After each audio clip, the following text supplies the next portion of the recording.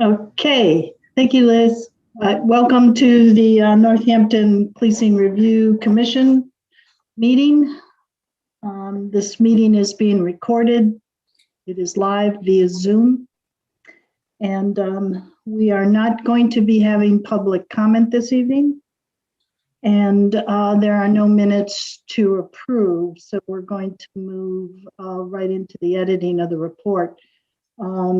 Editing and drafting of the report, final report. I just wanted to remind folks before we do that, if you have a personal reflection statement that you want to submit in the appendix of the final report, you can send that to Dan or I, and we'd like to have those by Sunday. We also want to, I also want to remind people, if you haven't already, I think I've gotten a lot of them, individuals who appeared in your committees and subcommittees, or who you may have spoken with that you want to acknowledge in the final report. If you could just send those along to Dan or I by Sunday.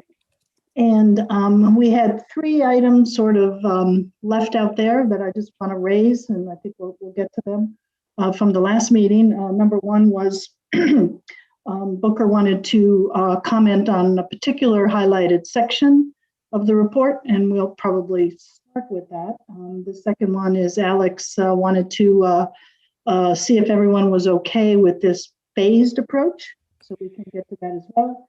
And then Carol was talking about how do we insert voices from public comments, et cetera, from the community in the report. So those are the 3 things that we want to get to tonight, certainly. And if it's okay with you all, Dan will start sending us through the report. I think he'll start with the highlighted section from the last time. And I'll try to, while he's editing and talking, I will try to facilitate with raised hands as we have opinions and comments on the sections that he's going to be displaying. So Dan, are you ready to do that? Yeah, give me 1 second here. And Alex has his hand up. Alex. Just, do we need to call the roll first?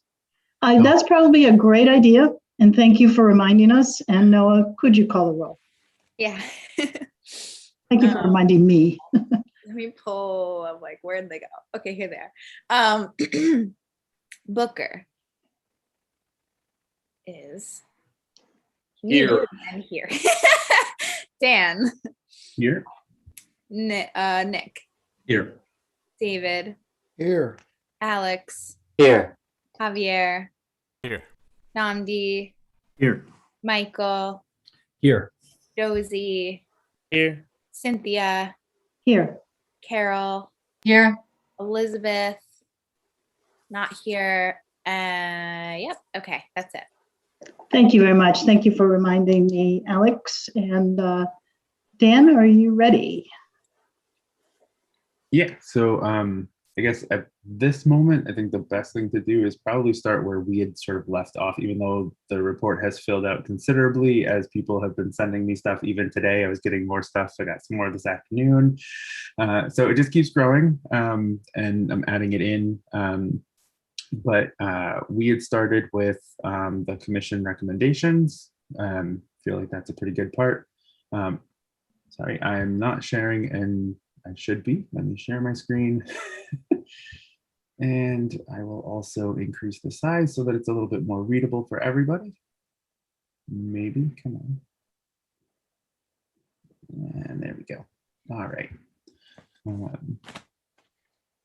So I'm going to increase this. I did add in the statement from the initial report that the alternatives to policing subcommittee had written, because it was pretty powerful. Well, a chunk of it, I should say. I'm also, hello, recognizing that we are getting to have a wordy document. So I did just take out the chunk that directly relates to the sort of statement from Rachel Bromberg that we all sort of, I think, agreed with, which is the right person for the right job is the best way to approach this. So that's there. And then the part that we'd gotten to was in the creating a new department of community care. You said just community care. And the two highlights to start with, these are from the last meeting, is that the department ultimately needs to be available to the community with 24/7 staffing to support responses. And the other is this should include regular input from the community with periodic open meetings in an accessible office. It should be guided by those who use the service and those with past lived experiences dealing with services and solutions provided and staffed by people who are properly credentialed, which is a mouthful of a sentence or a couple of sentences. So Booker, do you want to lead us off on those? Well, so I totally actually agree with the second bolded comment. The first time I heard the initial comment, the department, I actually like the wording that I see now. The department ultimately needs to be available for the community with 24-hour staffing. When I first heard that, it felt like what it said was we need departments that are 24/7 and we shouldn't do it unless they were 24/7.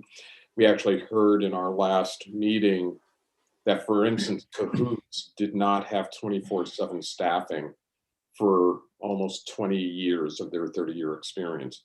So having it stated this way, that it's an ultimate goal, but that shouldn't be, if it's not available, shouldn't be a reservation. That was my only concern. Okay. I'm gonna mark that as done. For the next one, I know there was, I think the specific language that was under question was guided by those who use the service and what that meant. But I don't remember who. Oh, perfect, Javier. And then Nick. Or, I'm sorry, Cynthia's just facilitating. That's okay. That's all right. Javier and Nick. Thank you, Cynthia. Yeah, I mean, I talk about this, and I rather than guided, I was thinking about led. I'm cognizant that at the end of the day, these are just recommendations, but I think writing led by rather than guided shows more intentionality about people with lived experience.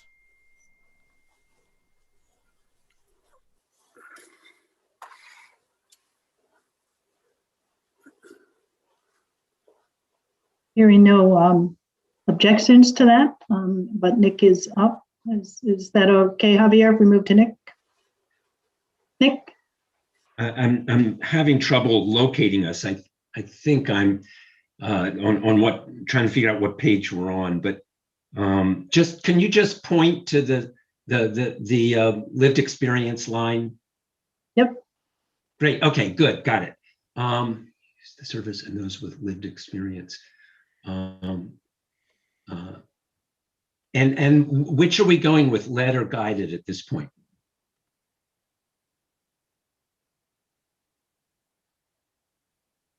I thought it was going to be led, but I'm not sure. And Javier, were you wanting guided? No, I wanted led. Not okay. All right. Okay. All right. Okay. Sorry for the confusion. Okay. All right. I have a brief something the page before I want to comment on, and we shouldn't move off of this until we're done it. But mine is a minor, very minor, but I feel important word change.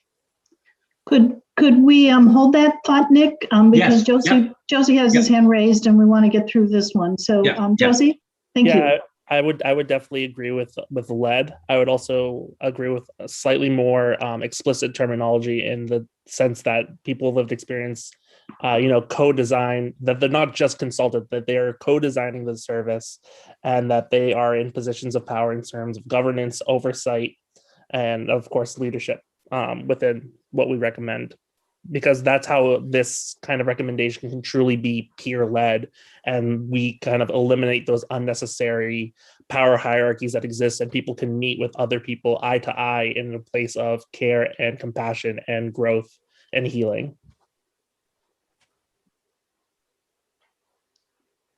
So did that require any changes, Josie? Or are you okay with? I first and foremost definitely want lead. Yep. I personally feel like the language could be a little more explicit, but that might be nitpicky on my part. Okay. I just think that being as explicit as possible so that our recommendations are, less likely to be shaken down and watered down would be preferable to me. Okay, and maybe Alex, do you have something to contribute to that particular issue? Yeah, I was just thinking about how this will probably be interpreted, and in the context of, there's a department and there's people who lead that and staff that. And are those the people who also will use the services? And then there's also likely the suggestion, I imagine, will be an advisory board that then that is made up of people who use the services and people with past lived experience. So I'm wondering if we want to be more explicit about the format of the various, there's the staffers, there's a board. So those are some thoughts. Javier? Yeah. Can you hear me well? Yes. My internet has been acting up. So yeah, I hear what Alex is saying, and he's absolutely right. I mean, I wanna so what Alex said, it makes a lot of sense, and also sort of goes into more specificity of what Joyce was saying, right? So first, that people are just not consulted, but are actually co-designing the service, which is one of the things that Rachel Bromberg brought to the table. But also, and I think this goes to what Alec was saying, that the people with lived experience, people of color with lived experience, are a part of the governance, the oversight body, and leadership position within the organization.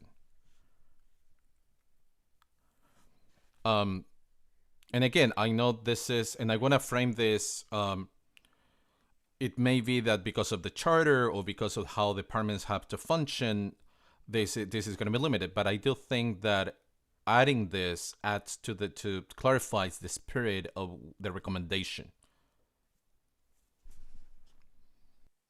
Thank you, Javier. David, to this point?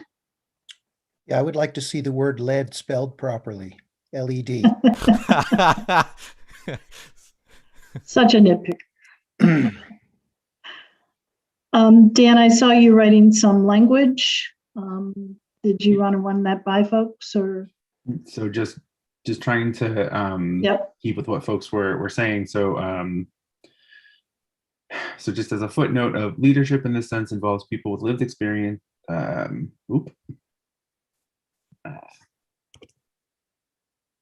With lived experience who are part of the governance leadership within the department and have a place in co-designing initiatives. Just trying to capture what folks were saying, but please feel free to give suggestions. Also, I will take suggestions in the form of a sentence as well. If you have things that you want specific language for too, that would be helpful. I'm thinking, Dan, instead of have a place, but maybe have a role. I don't know if that is clear. I was just asked to unmute. Should I be saying something?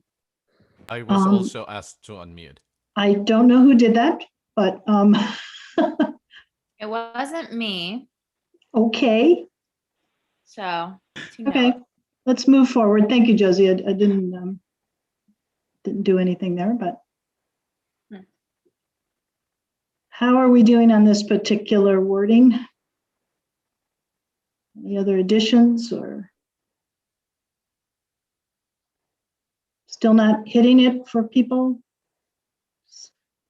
Not seeing any thumbs up or anything. Good with it. I have a question. Cynthia. Yes, Javier. And this is for, and I don't want to, Alex and Michael, I don't want to put you in the spot, but I just a question. I was under the impression that the mayor can sort of by charter can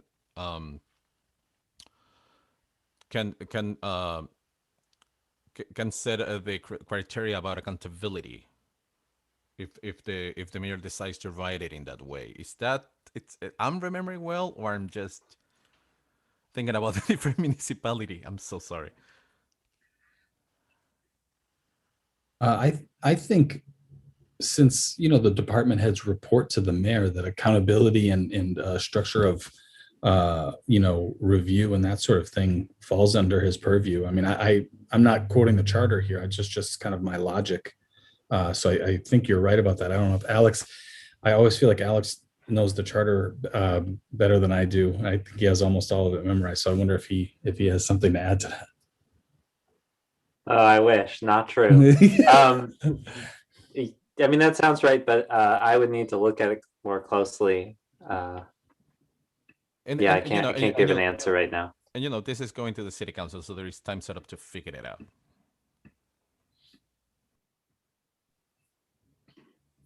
So are we in a position where we can move on, or do we feel that it's not strong enough for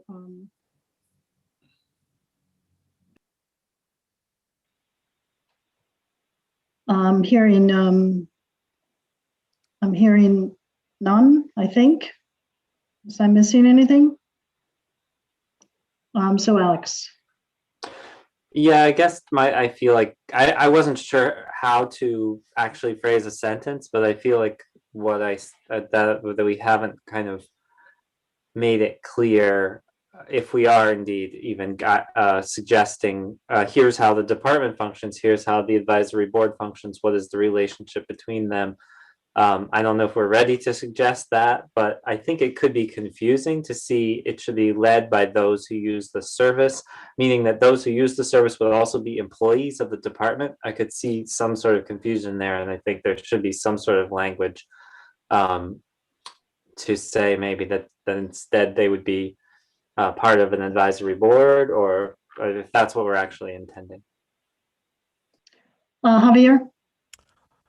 Yeah, in relation to that, yeah, that's getting to a lot of specificity. I mean, I know, for example, the Disability Commission says that the Disability Commission should consist of 9 members. Majority of the commission members shall consist of people with disabilities, and 1 member should be at least the immediate family of a person with disability.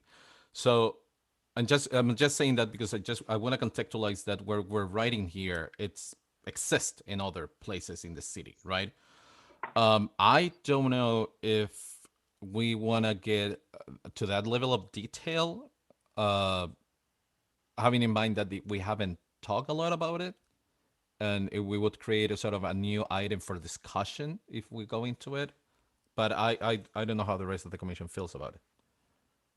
Is there a consensus maybe that what we're looking at is that the membership and the leadership should be representative of the community and those who are served by this center? Is that kind of what we're thinking of here?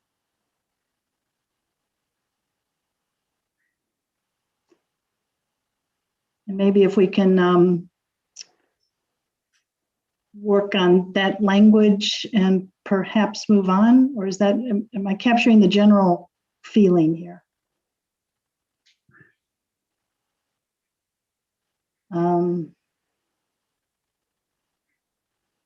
So let me recommend that we move on, and then let's see if we can take it up again.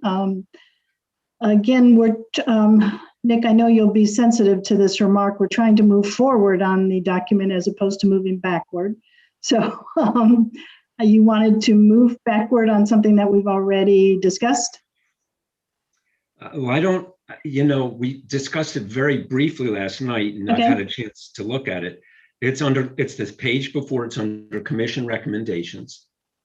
And it's the 3rd paragraph under commission recommendations about how would we want our child who's been awakened from a drug overdose with naloxone treated by a forcible ride with the police or with police or with people who can assist in drug treatment. It's not an accurate representation of what the police do. And I think it's a slur. And I think that it doesn't help. It doesn't help our cause. The police respond to a medical emergency and they call an ambulance. And in most cases, the person will go to the hospital in an ambulance. But the police, I don't believe ever would transport a drug overdose to the hospital. And I just feel it conveys a tone that I don't think is necessary. Okay, thank you, Nick. And so I suggest that either be eliminated or it be clarified that it's a ride in an ambulance to the hospital or being treated by people trained to assist in drug treatment. Thoughts on that? Disagree, agree?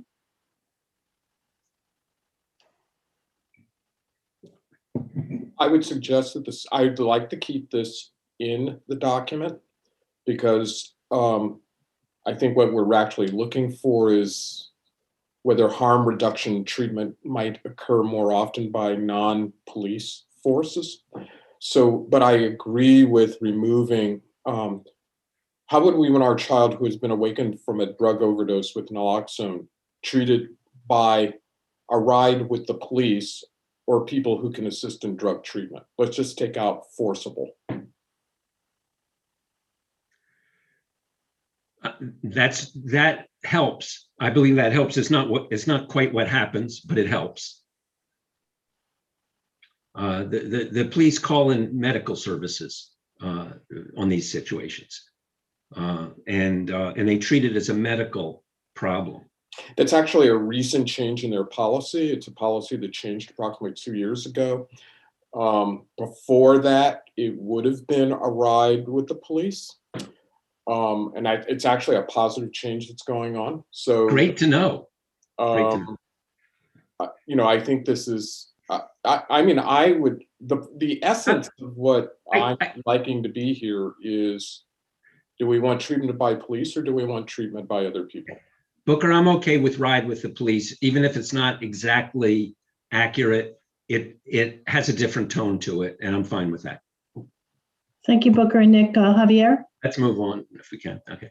Yeah, I just a side comment to this. I agree with Booker, and I think, I mean, and having listened to Team Black the other day, I would have disagreed with Booker before that, but listening to Team Black the other day, I do agree with this, and I think it's important to mention it. I do too. I think the we can idea is to have a specialized response. Thank you all. Thank you for raising it. I think we can move on. Every time I see Michael's picture back there, his hand is always raised, so I get a little confused. So, Dan, can we move on? Yeah, I think. Don't Okay, mess with me. So I think I know that I sent out this document. I know it's changed pretty significantly since you all got it, but I think at this point, were there any, to start with, are there red flags in places that we should address? I think that's probably one of the most important parts. So are there, and a red flag could be multiple things. It could be language. It could also be the structure. It could be framing, any of those sort of things. But I just want to address at least that, get us at the yellow stage at this point, so that we're all at least cautiously on board with things, and then move on to those other things that are like, this could be better, and do that. Thank you, Dan. Carol, then Michael. Just a question. Are we going to address duplication because I found when I was reading through the other day, a lot of duplication between the mental health recommendations and later on, I think it was a section on substance use.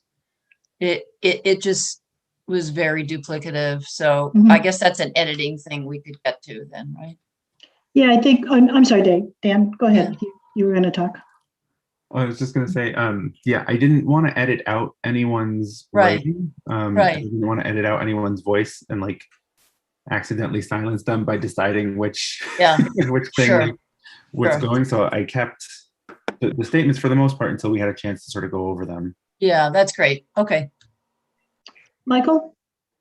That was part of what I was curious about. Was there is some repetition, but also the other thing that I had as I've sat here thinking about it for 15 more seconds than I had thought about it previously, I'm not going to suggest it.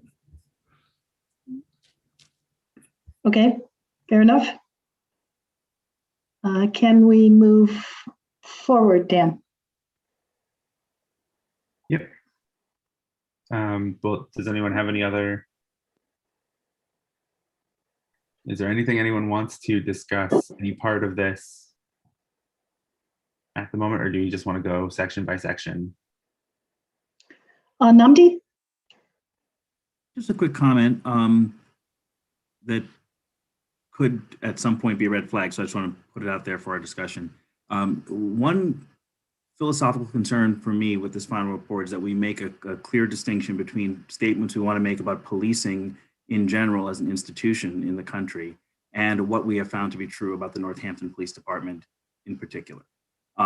I don't think we need to do so every single time in every single sentence in any kind of clarifying way. And there'll be some situations where we just don't know how much the Northampton Police Department is like other police departments. But I guess for me, a red flag here is certain statements I thought were likely very true of policing in general, almost undisputable given what we've been seeing in media and other things. But those same statements would be much less true of the Northampton Police. And so I think in terms of writing this thing, it would be worth early on kind of taking that on. And I think it would go down easier for many people reading this if, so there's a statement at some point early on where a conclusion is made that, even if in Northampton certain egregious things haven't happened yet, we don't want to wait until they happen here. And, that's persuasive to a degree, and I have no problem with that. But I do think that shouldn't be sort of a throwaway line. I think it needs to be something that, we're clear that certain terrible things have happened. We actually want to acknowledge that there are many ways in which Northampton police seem like they're trying, they've shown certain evidence of being progressive. You can highlight those points.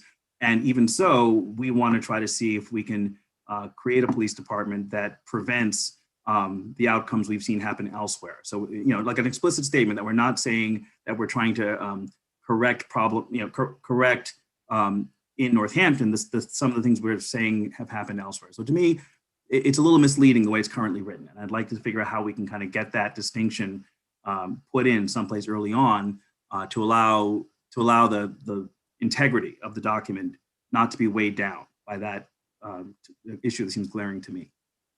That's it. Thank you, Namdi. Javier? Thanks, Cynthia. So about what Namdi's saying, I mean, so from the point of view of all the testimonies that we had heard, I think the best way to go for us is neither, because we're not doing it here, trashing the police department, or going to the other extreme saying all those like they are progressive, right?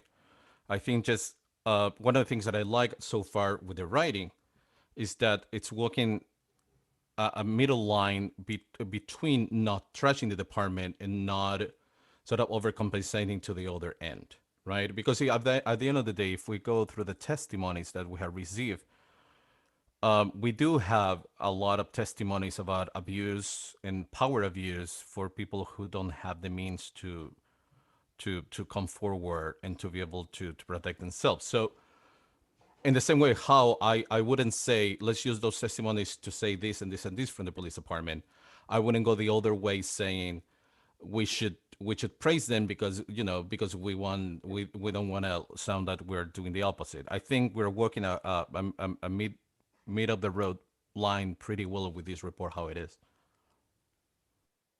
Carol? Yes, this makes me think that maybe just building on what Namdi had said, that it might be nice to have some language in there about our intention, that our intention is to pursue best practice to the degree that we have learned from other cities' experiences, not the ones that just, put up their program 2 months ago, but, there's programs that we've looked at that certainly have less experience than the 32 years that Cahoots has. But, we have been inspired, I think. Some of us have been inspired by looking at some of these alternative to a policing program, responses to community situations.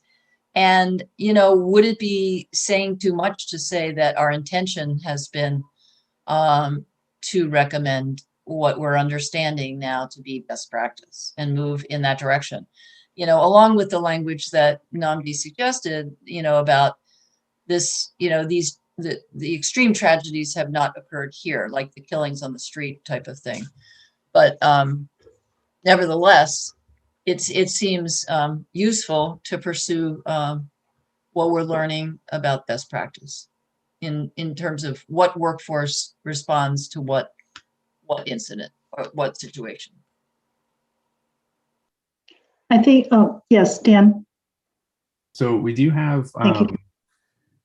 in the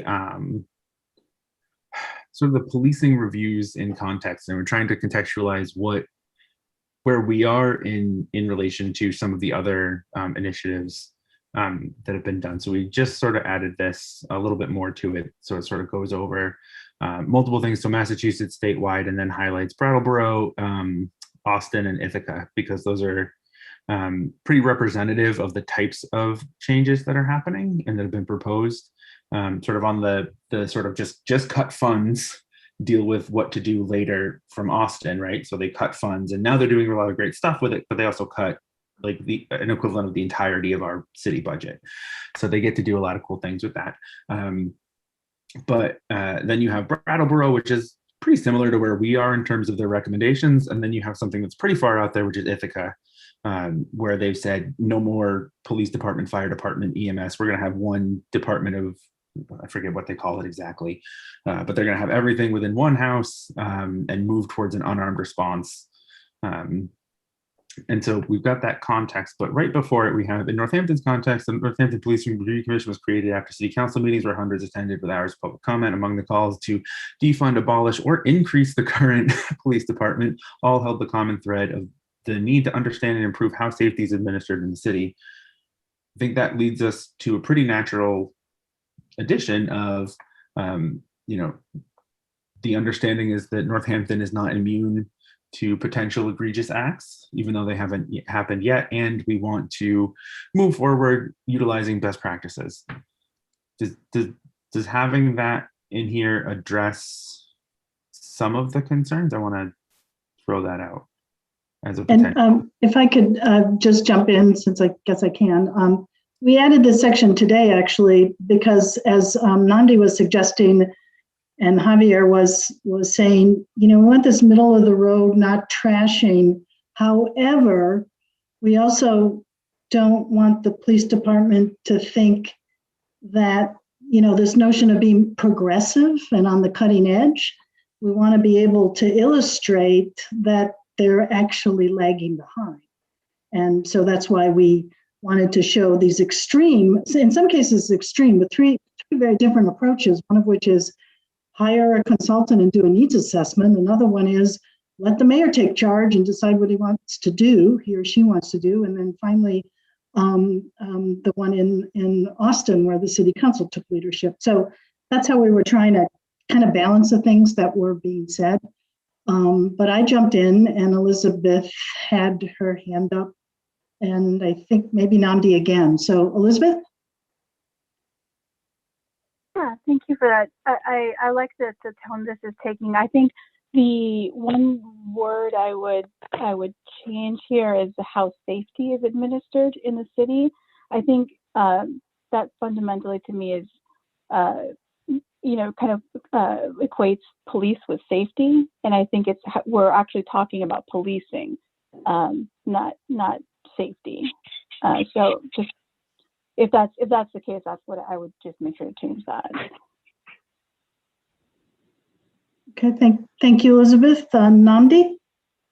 Yeah, so I'm persuaded that there's value in putting the Northampton Police Department's practices in context. I sort of like that approach, an empirical approach where you're presenting other departments and showing which ones are more progressive, and it might be useful to kind of point out some that are less progressive. My strong sense is that in our region, that the Northampton Police Department stands out as being currently more progressive than most in our region.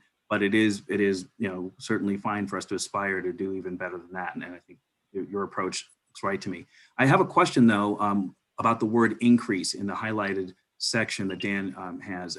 I wasn't present for these meetings, but I'm curious about just that word. So defund, abolish, or increase the current police department.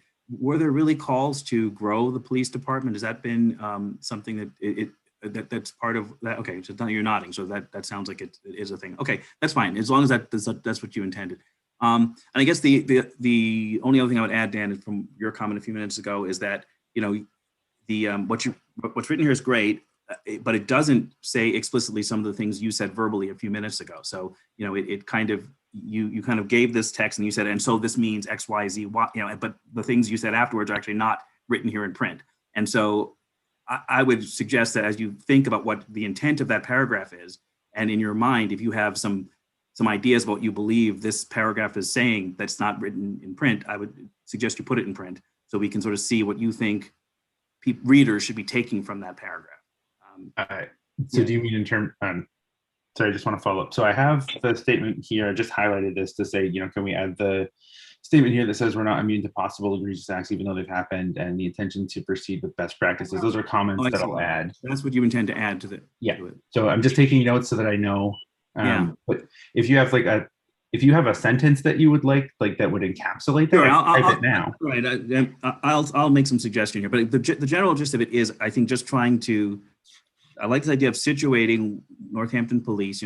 Certainly pointing out the evidence that it is less progressive than some. But I think it would be intellectually dishonest not to say where it's more progressive. And I think if you did that, you would find that of most departments in our region, in many ways, Northampton, so I'll just say in the realm of mental health, we heard testimony recently that was very clear and very unambiguous about Northampton Police Department being better than every other police department in the area in ceding authority to mental health professionals on the issue of Section 12.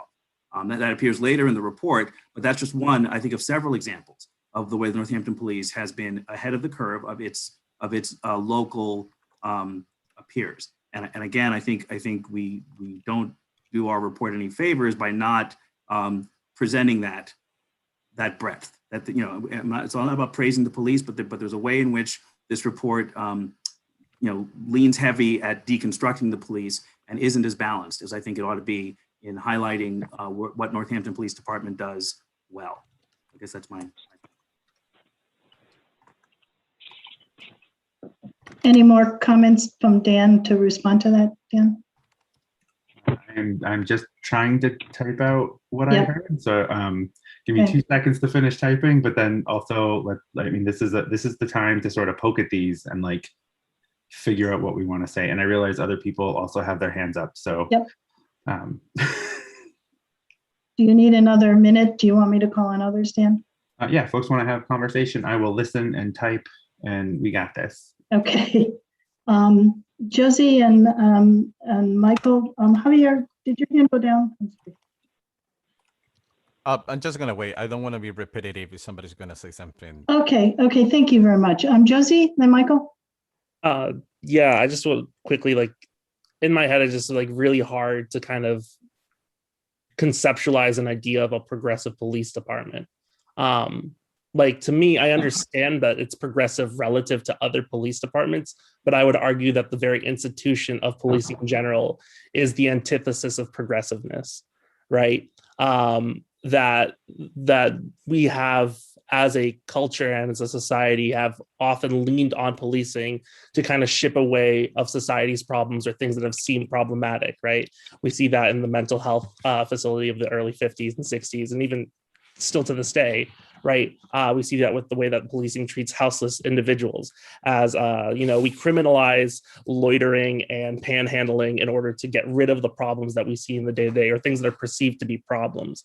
So even though, yes, you could probably argue that the Northampton Police Department is ahead of the curve, I would argue that in terms of there being a bar, that the curb is completely under the ground and that curb does not overcome that bar.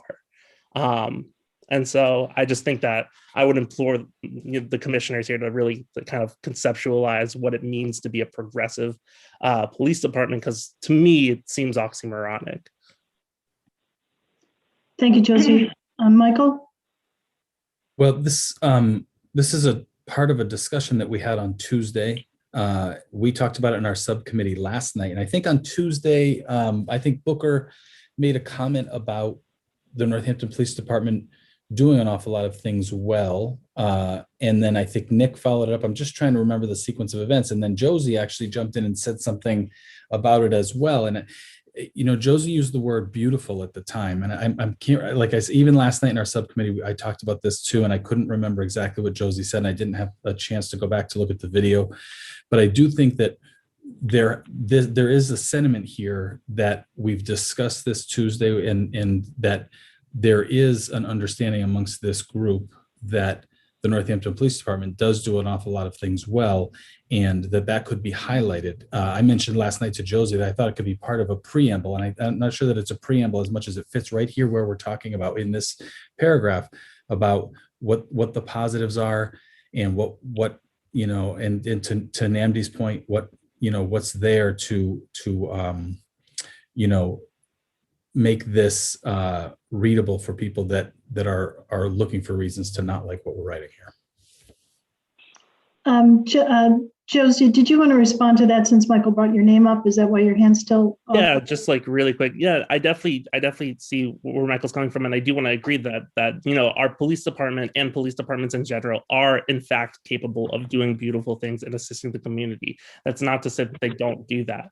But when we take a really broad approach and a broad lens to see what policing does, there is a huge portion of people that don't get those experiences, right? That part of our charge here is to make it so those people get the services that they need and get the attention that they deserve instead of being cast off into the shadows, right? Yes, there are people who've had positive experiences with the police department, and I'm so incredibly happy that has happened to them, but other people deserve positive experiences as well.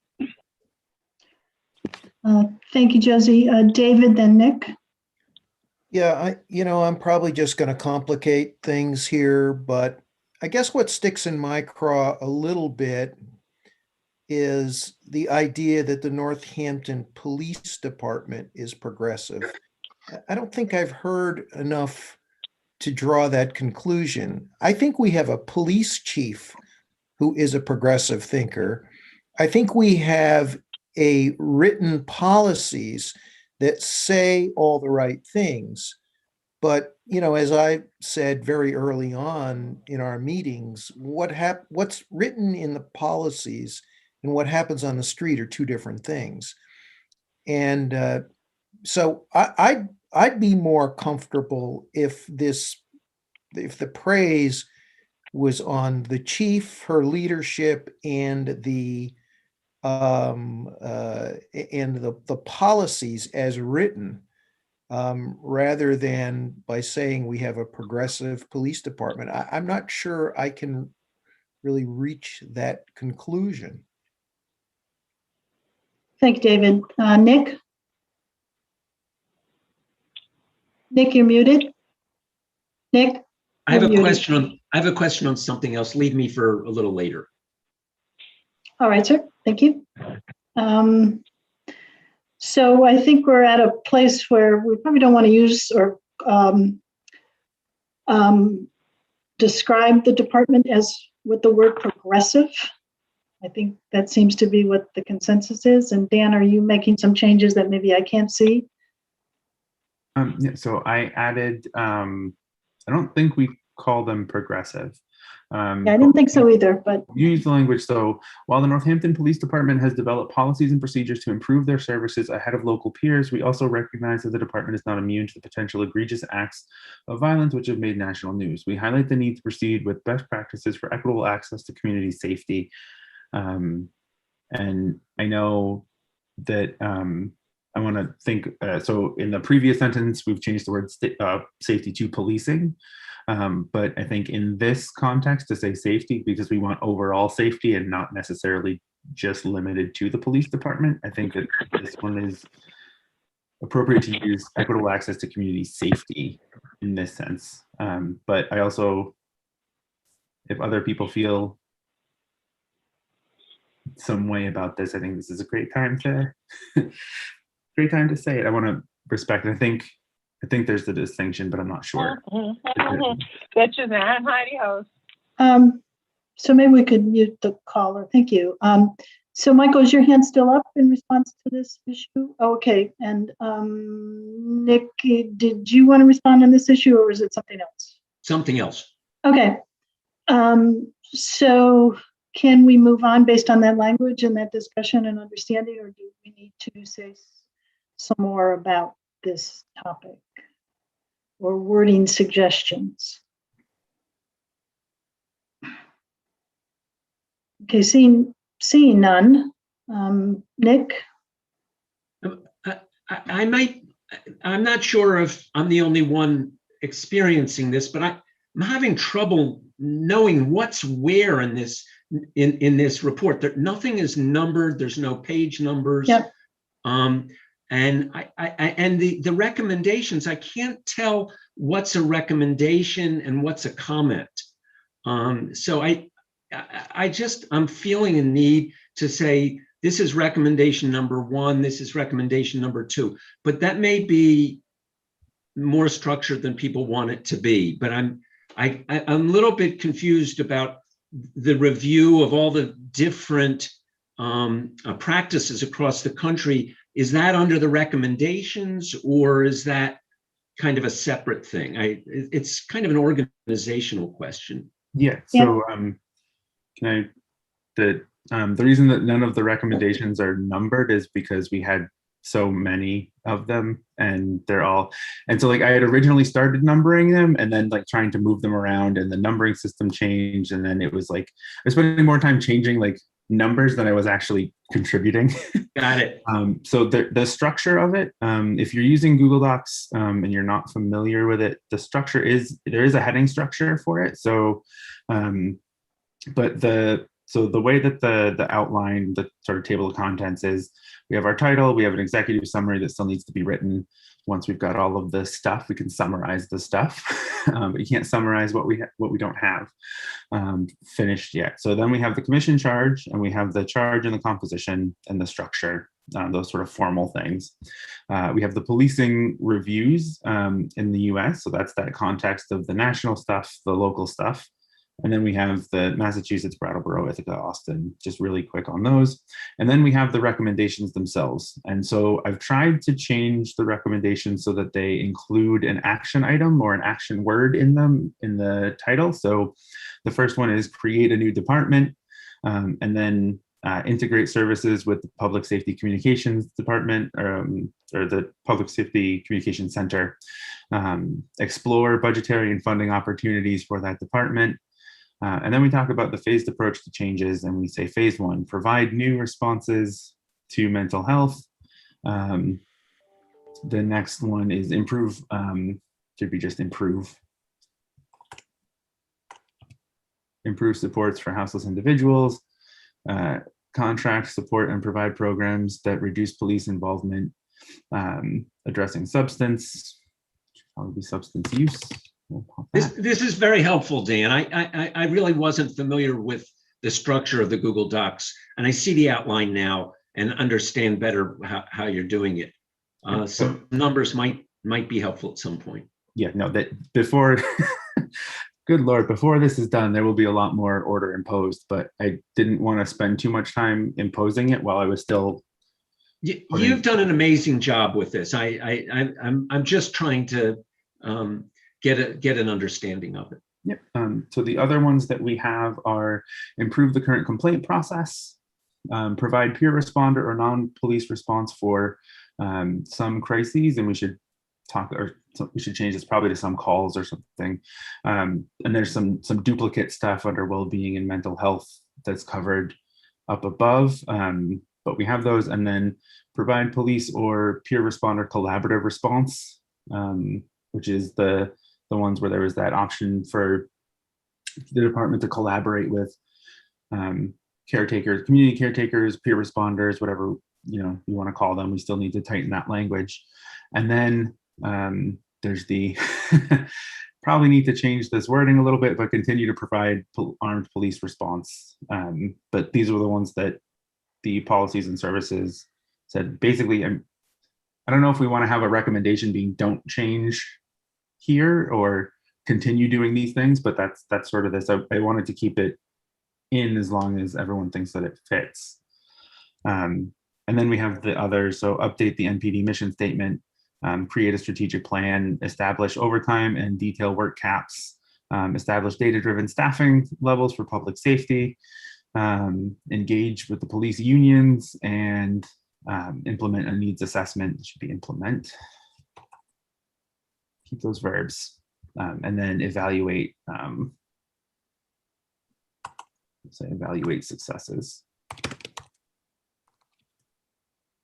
Dan, do you think we'll be in a position to have, certainly by Tuesday, but this weekend, a report that's numbered and, and all the repetition is cleaned up? Or is your thinking that you want that done by consensus? I'm just, because we're, depending on how we want to use our time, I think that it's important to know that vision. Yeah, the numbering is sort of that's superficial. Like once, because that I can add into the document and have it do it itself and make it automatic. Yeah. So that part is actually really easy. All that matters is that we get the text part actually set and done. And so for that was why I wanted to do like the sort of red light, yellow light check. And once we've got those addressed, if there's nothing that's like super like we can't go forward, then to jump into okay, so now let's talk about where are we okay combining some of these things. So there's some statements that are really, I think, useful in the like the managing mental health part under here, this behavioral health. So I think this is actually useful to put into the section that we have up here that just talks about improving mental health. So perhaps we, I'm sorry. Oh, go ahead. So perhaps we can, and I want to recognize Namdi, but perhaps we can move to what specifically you would like the green and red light on, the topic by topic or item by item, so that we can, does that make sense? Yeah, I mean, I'm assuming green light unless someone tells me otherwise, so. Okay, well, that's good for us to know. Okay, because I think we have a tendency to get in the weeds of the words versus, the overall concepts. And but let me say, Namdi? Yeah, so one potential red light for me where I would benefit from hearing from the commissioners who have more expertise on this subject than I do is the issue of detail work. So as Dan was going through the list, that was one of the sections and one of the recommendations that was being put forward. And I think it was, we've had so many meetings now, I forget exactly where this conversation took place, but my memory was that it was in the subcommittee where we were at the end of our subcommittee, we're discussing our discomfort with, trying to ban or limit detail work. In our subcommittee, at least, maybe not speaking for them, I'll speak for myself. I understood why we would not want armed police officers doing certain detailed work that doesn't seem to be crime and why it might make the community uncomfortable. But as the text of the document says, it's likely to be very unpopular to make a recommendation to change this and to take this work away from police officers. It's extra income. So I think, it's an area where it feels sensitive to me that we want to tread carefully. And I guess what it's a red light for me, because I guess what I would like to see is something that that is much more careful about recommending taking away detailed work from officers. Maybe sort of just highlighting the wish to have that work done by officers who are unarmed or something like that, I think would be better, because I think you're talking about, bread and butter, food on the table kinds of issues for people. So I guess for those who looked at this issue, I feel there's others on the group who did look at this, maybe those who were doing the budget, and speak to, is there an argument against, what's the argument for taking away detailed work? I want to understand that better than I do. So I think that's the question on the floor, and about detail work, and Josie, David and Alex, and Nick, is your hand still up from the other issue? Okay, thank you. So Josie, David, Alex. Sure thing.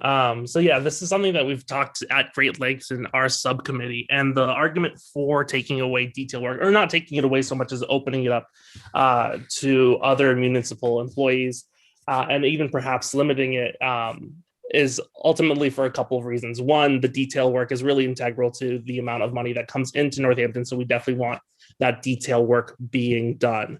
Do we necessarily need it done by police officers? I would answer no. We see similar pushes in places like Boston, which isn't too far away, who've also opened up detail work to the public, or to, at the very least, municipal employees, which means that these detail works are getting done. Because what often happens in Northampton is that not every request is filled, and often is outsourced to, say, like the state police officers.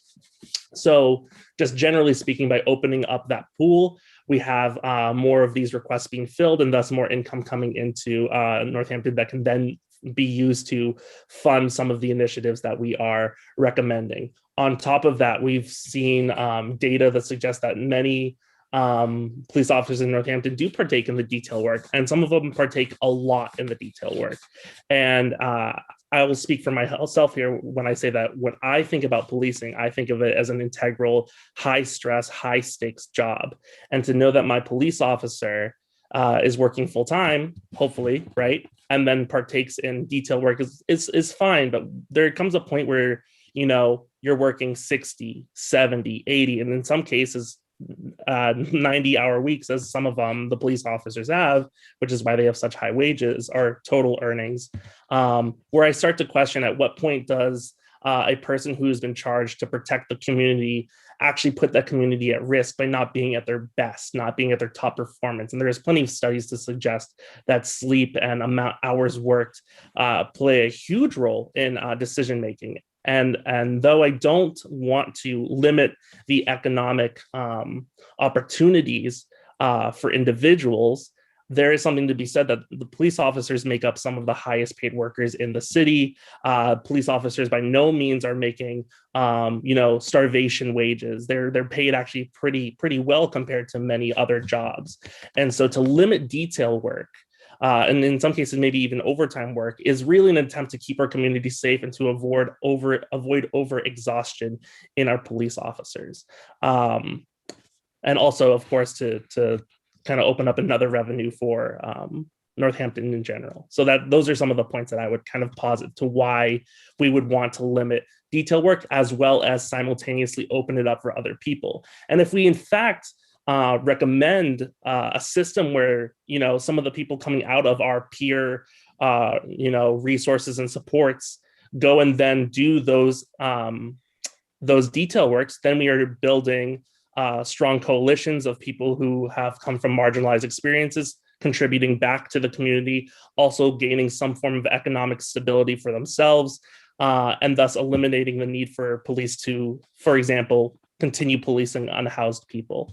And so there's really, in my mind, a huge plethora of benefits to not only limiting the amount of detail work that police officers do, but also opening it up to the public. Thank you, Josie. David, Alex, then Dan. David? Yeah, I'll try to be brief here. When we started out on this process, I thought these policing details, the flagging jobs, were exhibit A in how you reduce the footprint of the police. We don't need armed police officers out on the street to wave traffic around a construction site. The more I've thought about it, the more I like the alternative in the current context. Maybe it's only a transitional thing of leaving it in place. First of all, I think it's going to be hugely unpopular with the police department. and using and explicitly stating in our report that the funds that are generated from this should go towards the establishment of a Department of Community Care. Because one of the big things we're going to run into is, oh, well, this is all great, but how would we ever pay for this? Well, all right, we're telling you how you're going to pay for it. You're going to take this money and you're going to earmark it for it. And don't tell me it can't be done. I share Josie's concern about, I share part of Josie's concerns. I do not think police officers are overpaid for their regular job. And that's why so many of them want to take advantage of working the details. I do share Josie's concern about the amount of hours that some of them work and whether or not it endangers the community. But I think that is a little bit beyond the scope of what we ought to be dealing with in this report. Thank you, David. Alex? So there are 3 different sections where we talk about detail work, civilian flaggers, and then traffic, all kind of about the same thing from different angles.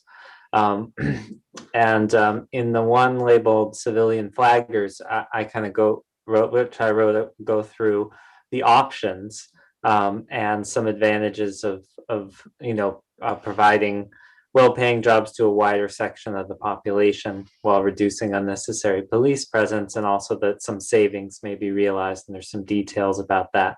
But this is something that we identified to be in a later phase, just something to consider, and not we in the alternatives committee. Those are just some thoughts there.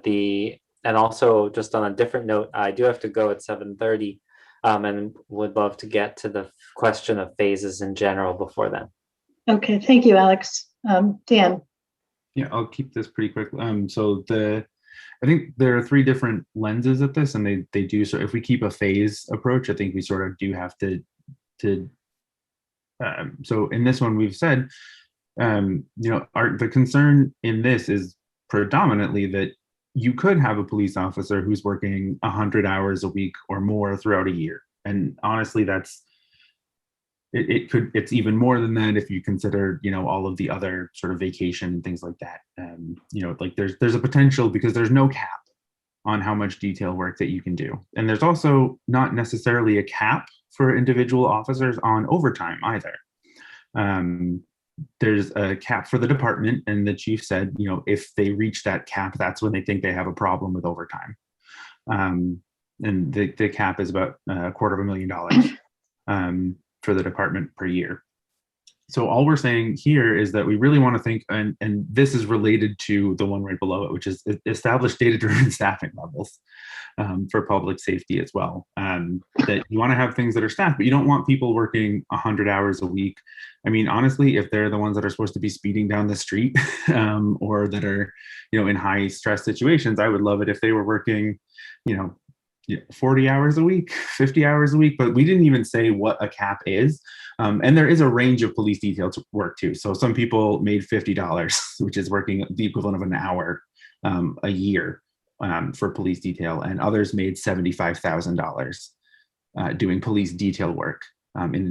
So like there's a range there. So I think all we're saying is just look at that practice and make sure that no one is coming to work routinely just being overtired, because that's when mistakes happen, and mistakes for police officers have the potential to be dangerous, right?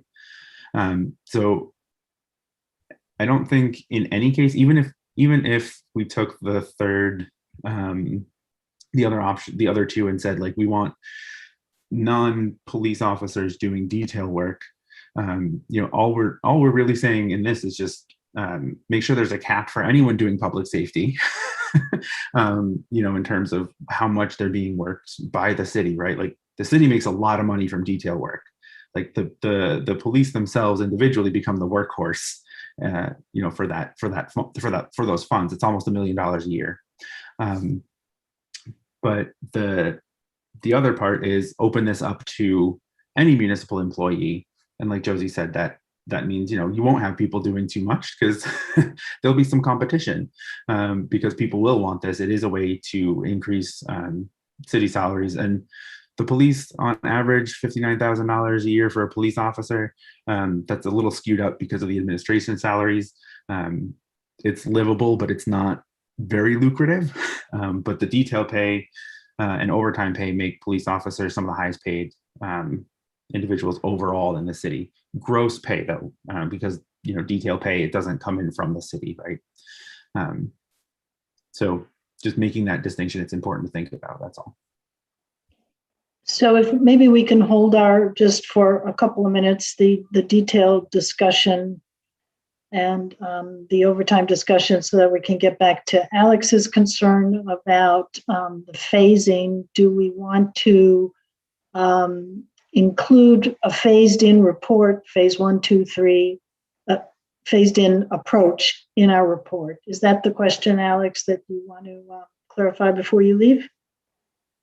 Yeah, so, you know, in reviewing the report, and this is something I brought up on Tuesday, a lot of these recommendations don't seem to really aren't fit into a phase. And also the phased organization doesn't really work with the current organization by type of response. So there's, you know, the police only, the co-responder, the non-police.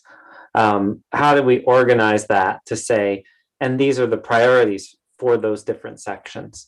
So I wondered if the committee that developed those by type of response had thought about whether, you know, a priority and whether that they could be assigned phases, or how we should organize this, or if we should not organize it as much in terms of, you know, numbered phases. What was that, alternatives that did the phases? Or? We did phases for our okay. our items, but yeah, but I think it was policies who came up with many of the other things of the type of response organization. Oh, okay, fair enough. Nick? And you? I'll try to be brief. I'm agreeing with Alex that the categories of police response are somewhat diluted by the phase concept. And this isn't really a phase introduction. It's kind of what we can do now and what we're deferring till later, as opposed to we're going to do this now and we're going to do this later. It's kind of a matter of terminology in part, but I also felt that the effort to categorize police services got a little bit muddied by putting it into different phases.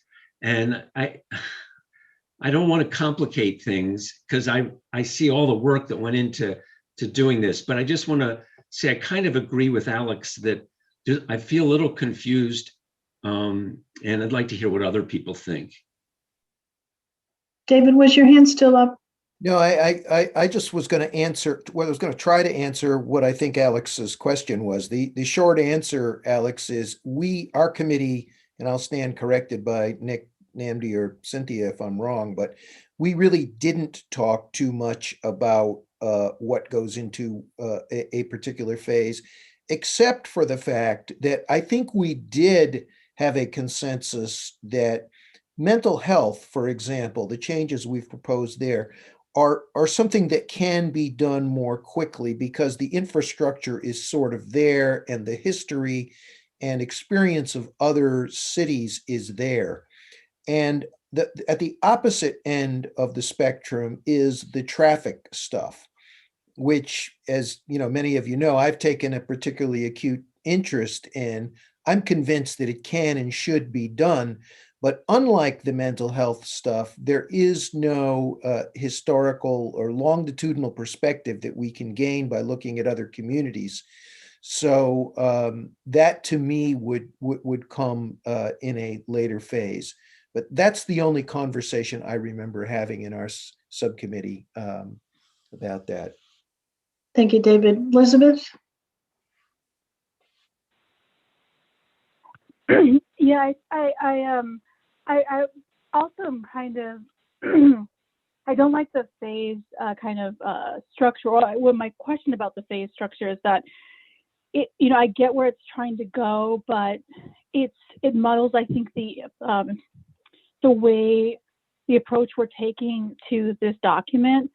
We decided early on to not make this a implementation document, and I think putting things into phases starts down the implementation road, and so we're combining recommendations with and kind of overarching recommendations with implementation.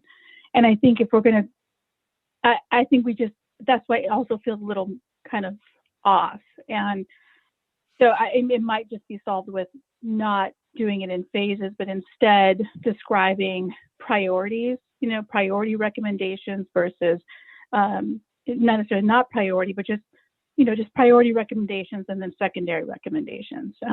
But, so that we can talk about the emphasis we want to have on certain, like the mental health ones and other ones, but we're not kind of starting to break them down into implementation phases.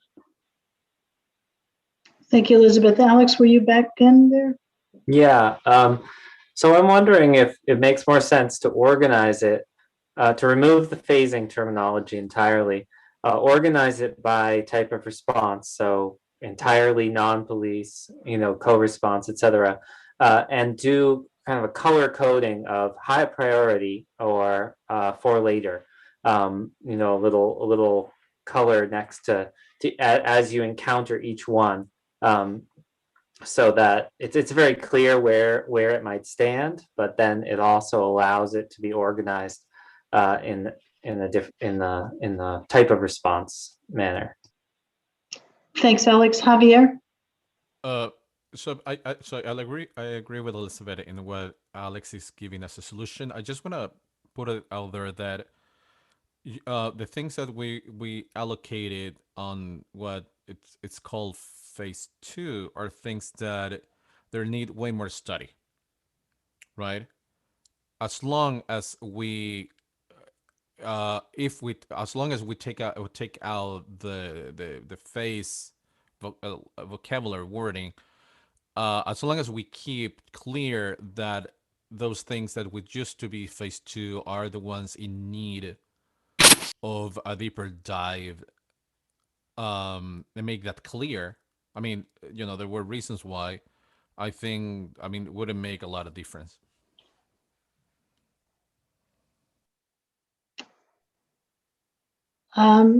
Anyone else? Oh, Dan, yep. So just to check in, since so we're talking about describing items of phase 2 from the alternatives as needing of a deeper dive. For policies, I get certainly the sense from some of the wording in the original document that we got, that some of these would also be, especially for those where we've said, or where so the following are services currently provided by the NPD that can and should be provided by unarmed community caretakers. But then the ones, especially the continued ones, I don't know what fits as we need more information, and that's why we didn't change these, versus we feel confident that I don't know how to categorize what you've done in terms of that sort of needs more study. Would someone feel comfortable like listing those off now, or maybe it's like giving me a list of them in an email, just a task, so that I know what to attach and where to organize them? Alex, do you want to respond? Raise your hand. Oh, no. Sorry, my hand was up from earlier. Okay, then Nick, most of them are from policies, I think. Yeah, I think between the members of the committee, we discussed that, and pretty much the armed police response, that's not going to, those aren't, they don't need more study. I don't think. And then there's some, you know, we definitely said domestic violence was a confusing area that really needed a better understanding. There were a couple of others. I'm sure we could color code them to some extent. Don't you guys think that would be pretty easy to do? Yeah, I think we need the categories though. So one category is need more study, another category is a priority. I don't know if there's a third category. When I think of domestic violence, I consider it a priority, but nobody, it definitely needs more study as to how to tackle this one. So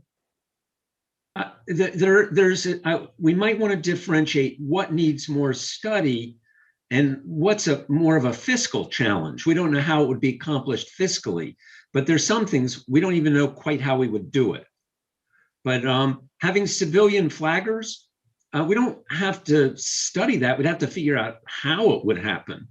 But we think that's pretty doable, and it's being done in other places.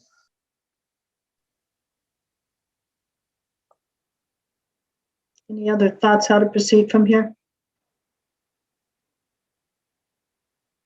So I think we're not looking at the phase 1, 2, 3 approach as originally the way the alternatives arranged their recommendations.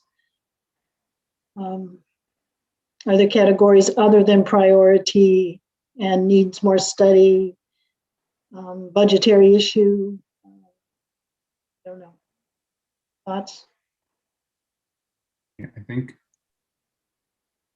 So I just want to make sure that I've got this. Where did I want to make sure that I've got this right the whole way so that I can sort of format some of these things as they're coming in and that we all know we're all on the same page for these. So we have, instead of using phases, we would organize this by the response type. So peer response, co-responder, and police. And we would describe, I guess we're not going to describe items from phase 2. So we're just gonna, oh yeah, no, sorry. We'll describe items from phase 2 from the alternatives as in need of a deeper dive. I think that's the language that Javier just used in terms of implementation. But then we also have the suggestion to list priority recommendations and secondary recommendations. I just want to make sure that, so, I mean, we could, you know, thinking of sort of, you know, you have the response type or the priority recommendation and then by response type, or response type and then priority of recommendations.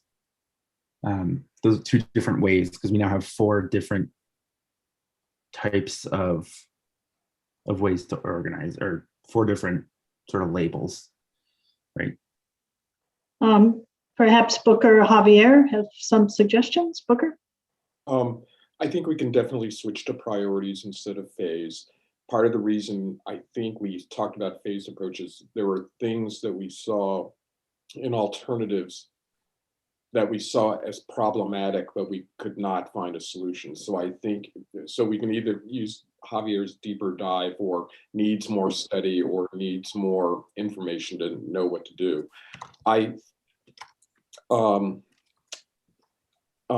What's the next, I guess what I'm about to really ask is, what's the next meeting? Because what could happen is alternatives could sort of look at things and say, okay, let's say we're going to say these are high priority, next needs further study.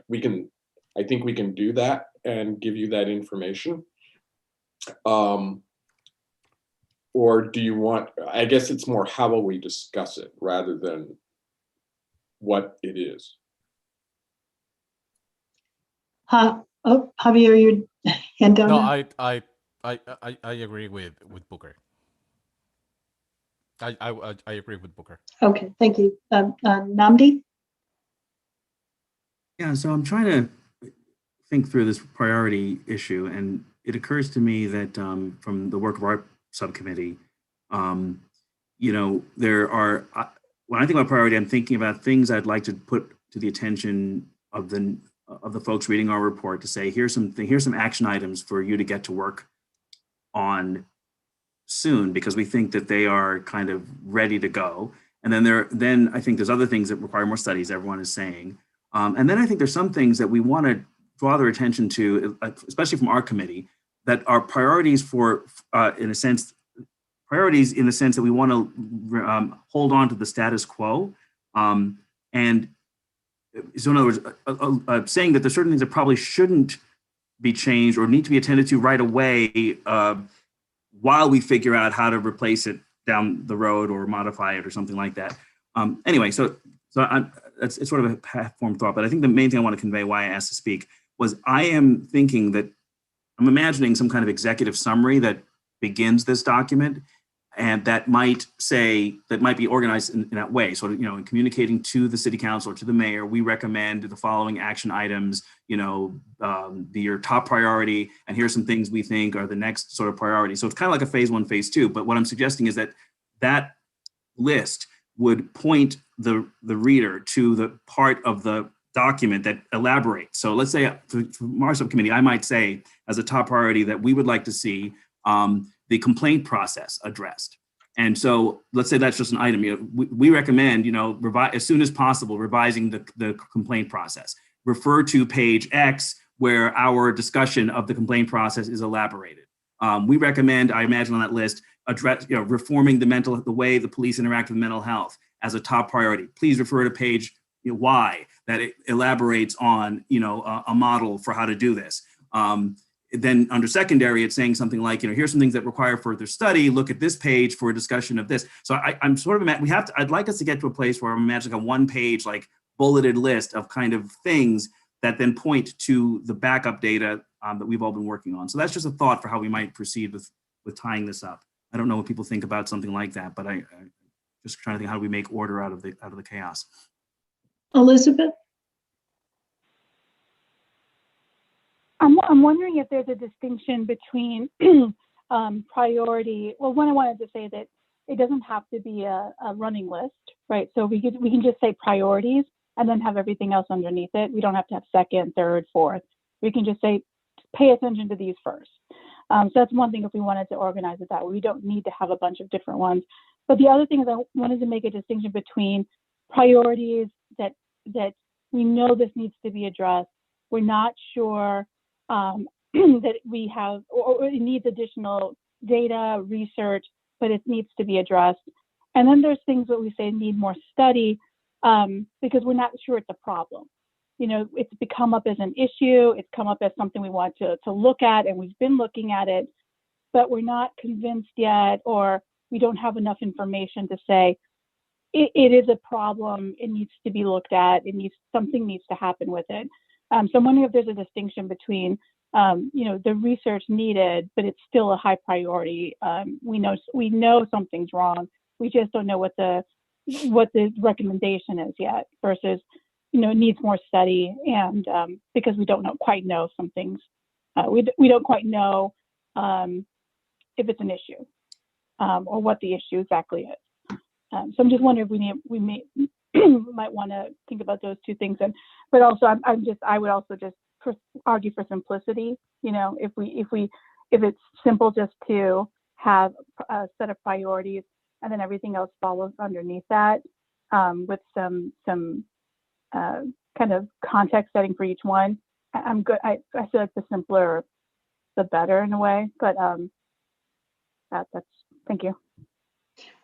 Thanks, Elizabeth. Alex, I want to be conscious of the time. We have David that wants to speak and Dan, but is this giving you some information, or can I call on David and Dan here? So. Yeah, I feel good about the way this is going. Okay, alrighty. David? Yeah, just very quickly, I agree with Elizabeth to the extent that I don't like the phrase secondary priority. There's something that rubs me the wrong way about that. And I'm just throwing out for group consideration here. Is there any reason why we shouldn't propose a timeline in the sense of these are things that we think should be addressed in fiscal year 2022? Following things should be addressed in the following fiscal year. I don't know, is there a downside to that? Maybe I'm missing something.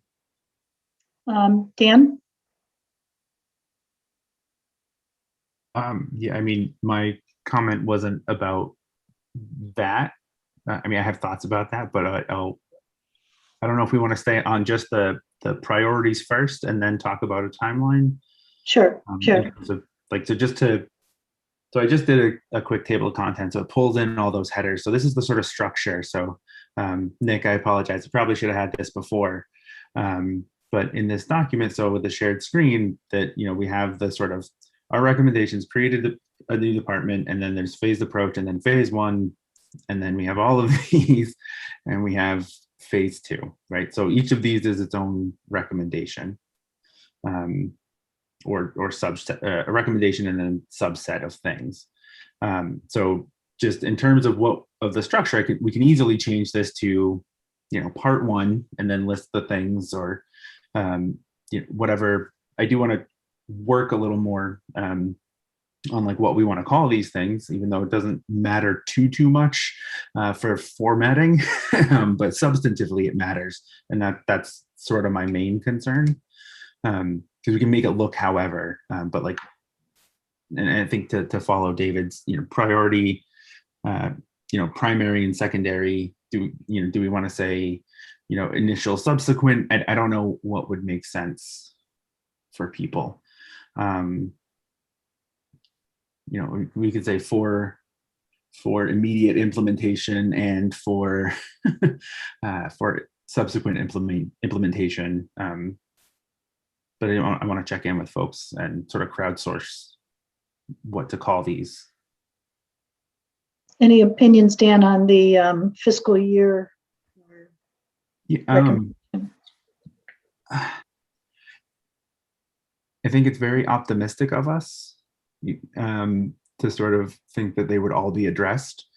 So I think if we say do this fiscal year, do, you know, these 5 things fiscal year 21, 22, and then the next one, and then the next set, you know, if those things don't get proposed and don't get done, that automatically sets you back. And I don't know if, you know, if some of the things in phase one don't get implemented, or some of the things that don't get implemented in fiscal year 21, 22, what happens to the ones that we propose next?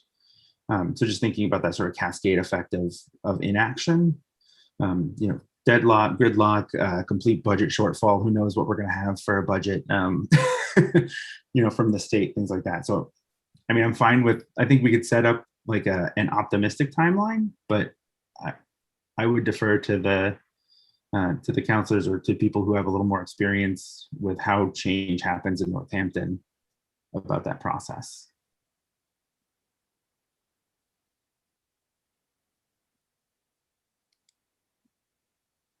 So hearing none, I'm not this. Oh, I'm sorry, Booker. I'm actually against doing a timeline. Brattleboro's report comes out with a timeline, but the stuff that happens in the first year is pretty nonsensical.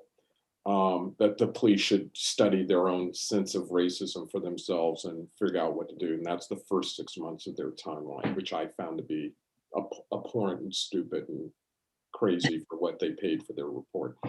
But other than that, I don't have any feelings about it.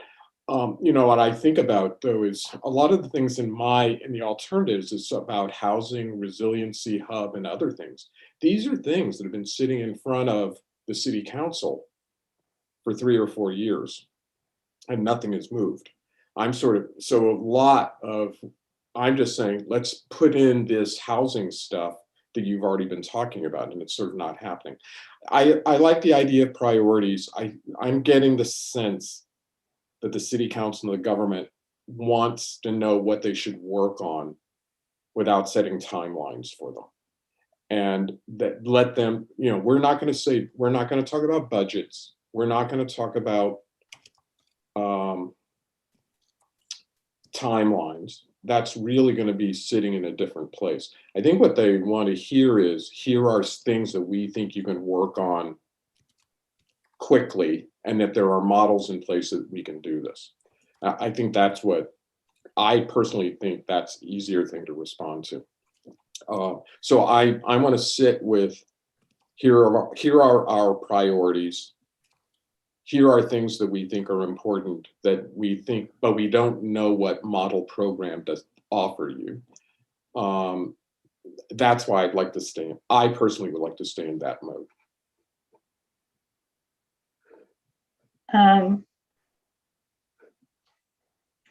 Nick? I agree with Booker, and I'm wondering if we don't have to say exactly what's going to be done with every category, that what's more important is that we show how the categories fall, but that we have a list of priorities. And it's a challenge because we're still writing this, but I think Booker is right about, I agree that if we can give focused recommendations, that helps the city council. And I think that's what, I think we lost you. looking what we're saying, these are the things that, can you hear me now? Yes. Just, I was just saying, these are the things that we prioritize that are the top of our list. I'm just saying, I think that's what this, I'm agreeing that I think that's what we're being asked for. So if maybe, Dan, do you have any final thoughts on this, how we should proceed? Yeah, I mean, I'm looking for some consensus, some agreement on these, and I think we've got a little bit of it, but I do want to make sure, and to address, Alex's comment too about sort of the structure and things being unclear. So I want to, so if we're talking about structure, so instead of phase one here, we would call this, I mean, what do we want to call these things? How about high priority? High priority, okay. And then we've got the list. People are going to sort of check off what's, what goes on to that. And we talk about sort of what we want and why for these things. However, group two, portrait. So, if we're contrasting and we have high priority, what do we call the things that don't necessarily fit in that high priority?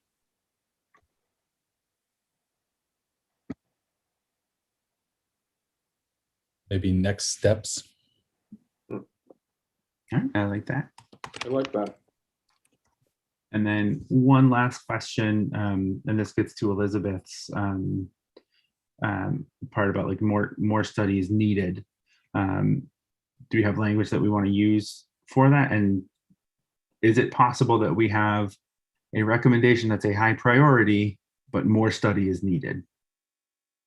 So to me, the biggest example of that is domestic violence response. Mm-hmm. It is extraordinarily important.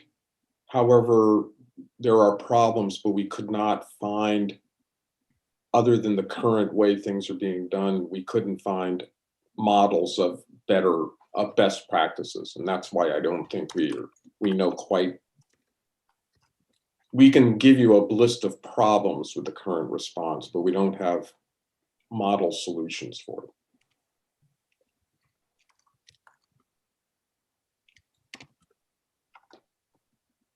I'm trying to think if there are other issues like that came up for us.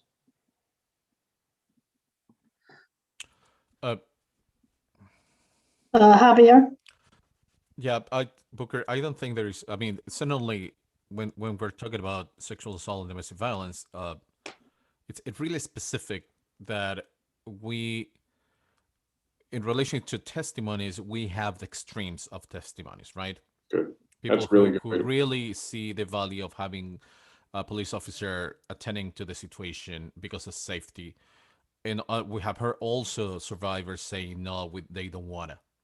So that's one thing. The second is the fact that and I'm saying this more than anything to be on the record during the meeting, it's that some organizations that we contacted were sort of not in a position that they would feel comfortable coming to talk to us.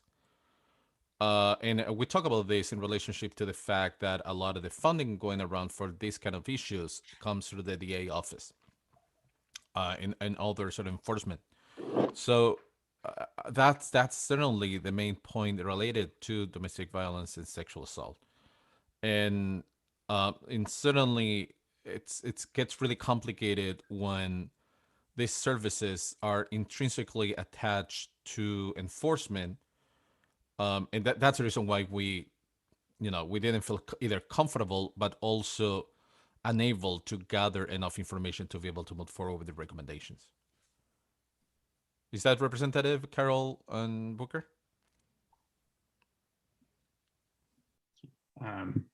Yes, I agree, but we have to be a little more succinct. Yes, succinct.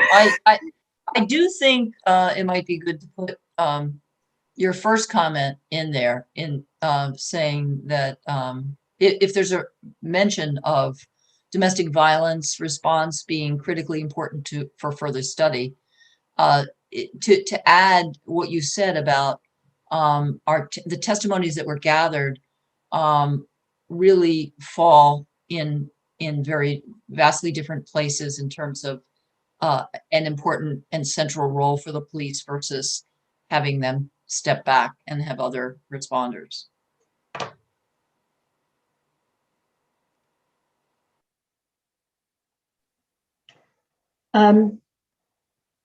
Dan, do you feel you have enough to move on? And that brings us back to detail. And also I want to just get a sense of timing. Dan, you know what's left in the document or what more red and yellow you need. So what's your sense? Are we getting through this, or do you think we're going to need more time tonight? I don't think that we necessarily need time tonight. It's going to take me a little bit of time to format this.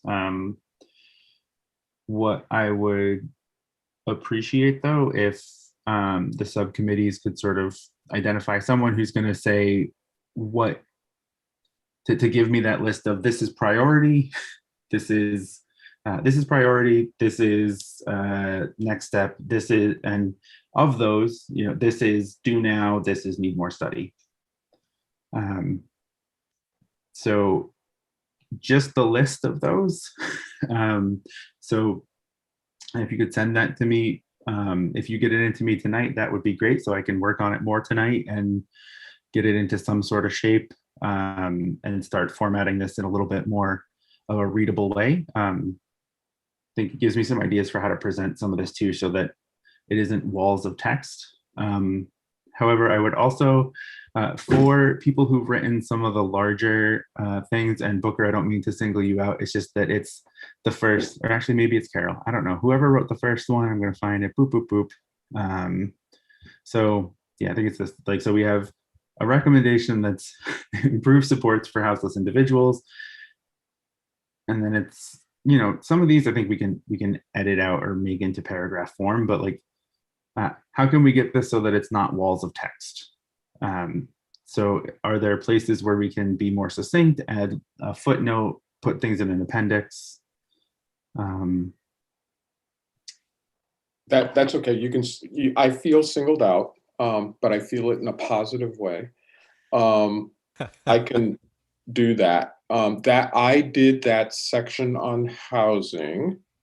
Do you want the mental health section to be changed too? I think, well, so we also had in the list of things is to describe, so we had described peer, or we had said, maybe we want to talk about these things in terms of peer-led support, and collaborative responses. I think maybe that's not the, I think we could still have those, but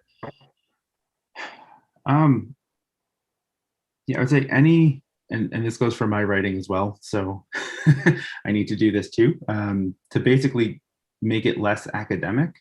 I think for me, the goal is that somebody could sit with this for maybe 15, or not less academic, but less wordy. My goal would be that someone could read the main report in, 15, 20 minutes, maybe a half an hour, depending on what we keep in, but that they could read through it and have an idea of what we wanted and walk away pretty confident that they know what we are saying. Not including the appendices, those can be, super detailed, and that's where I say even more, and maybe we take parts of this and add it in there. But just thinking in terms of giving people enough to know what we want.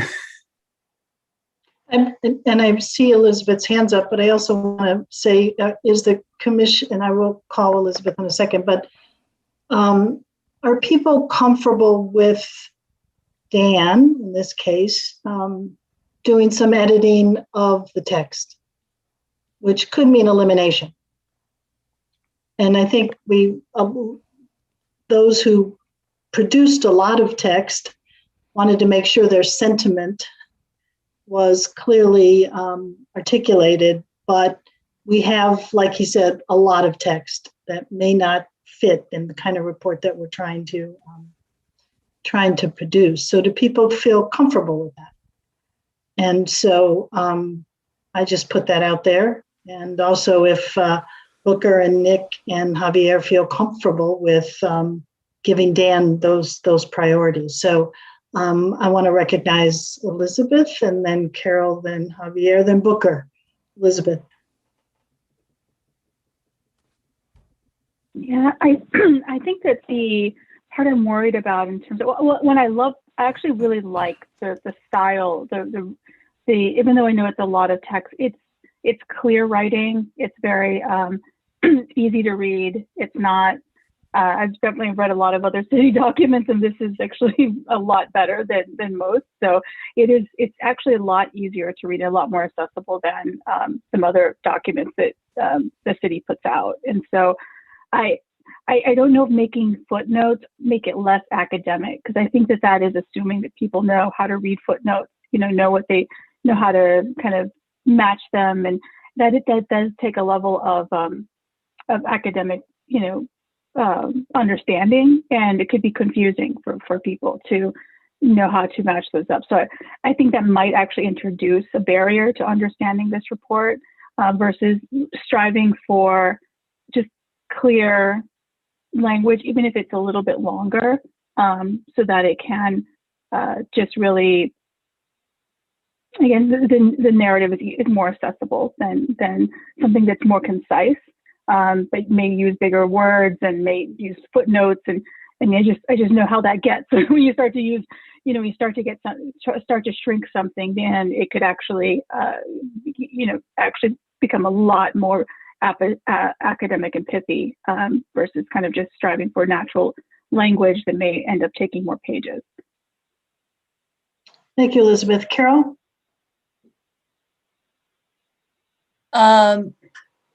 Yes, I think that when we were proceeding in the alternative subcommittee, we did want to proceed with the brevity in the recommendations and in what we call the body of the report, and then make a reference to the particular appendix that elaborated, like in the case of the mental health, the piece that I wrote, there's some history there of, how Northampton figured into reforms in a community-based mental health services and deinstitutionalization. Now, that doesn't need to be in the body. I think I might have actually moved it down into the appendix, but that's those contextual kinds of comments that are maybe wonkish, but also important, could be moved to the appendix. And I do, to answer your question, I do trust you, Cynthia, Dan, to do some final editing, because I think it's just not reasonable to think that 13 people can do this in the time frame that we have. And I do want to point out that if it goes down that way and you're going to follow up this weekend, that I really found it really sort of confusing. Like I tried to read the document as a reader would, like I hadn't been involved in it. And I was very confused about the section I wrote versus mental health references versus a section that I think is on harm reduction that goes into using terms like behavioral health. That's gonna confuse people. And then it goes into some of the same recommendations, really. So I think it's a duplication. So that needs to be looked at. And I think there was a discussion earlier about mental health versus behavioral health. Yep. Was that ever resolved? Because I think we talked on alternatives about just using straight up mental health, which is more understood by more readers. That's correct, Carol. Yeah. I think we resolved it, and I think it was in the context behavioral health was used in a heading, but yeah, so but that's good feedback. I mean, we should use one or the other. Okay. Javier, Nick, and Namdi. Javier. Mine is about something else. If Namdi and Nick are commenting about this, I can wait. Okay, thank you, Javier. Nick and Namdi, is it on this issue? Nick? I want to say I'm willing to do prioritization. If anybody on my committee wants to talk after this meeting and help me review, I'd be willing to do that and submit it to Dan. Okay, thank you, Nick. Namdi? Yeah, so I'll just reiterate this idea about some kind of executive summary at the top. So as a way of process, suggestion for you and Dan is to, rather than trying to weave together this massive text or, streamline it or edit it down, trying to tame this beast, I favor retaining as much of the language as the subcommittees put into this thing, leaving it more or less alone, or ask the subcommittees to kind of clean up their own reports. But then you, Dan and Cynthia, would kind of write their own introduction that basically tries to sort of say what gems can be pulled out of these subcommittee reports. So what are the priorities? What are the overall themes? And again, I like the idea of referencing the appendix and sort of saying, for more detail on this, see the subcommittee's report on this section.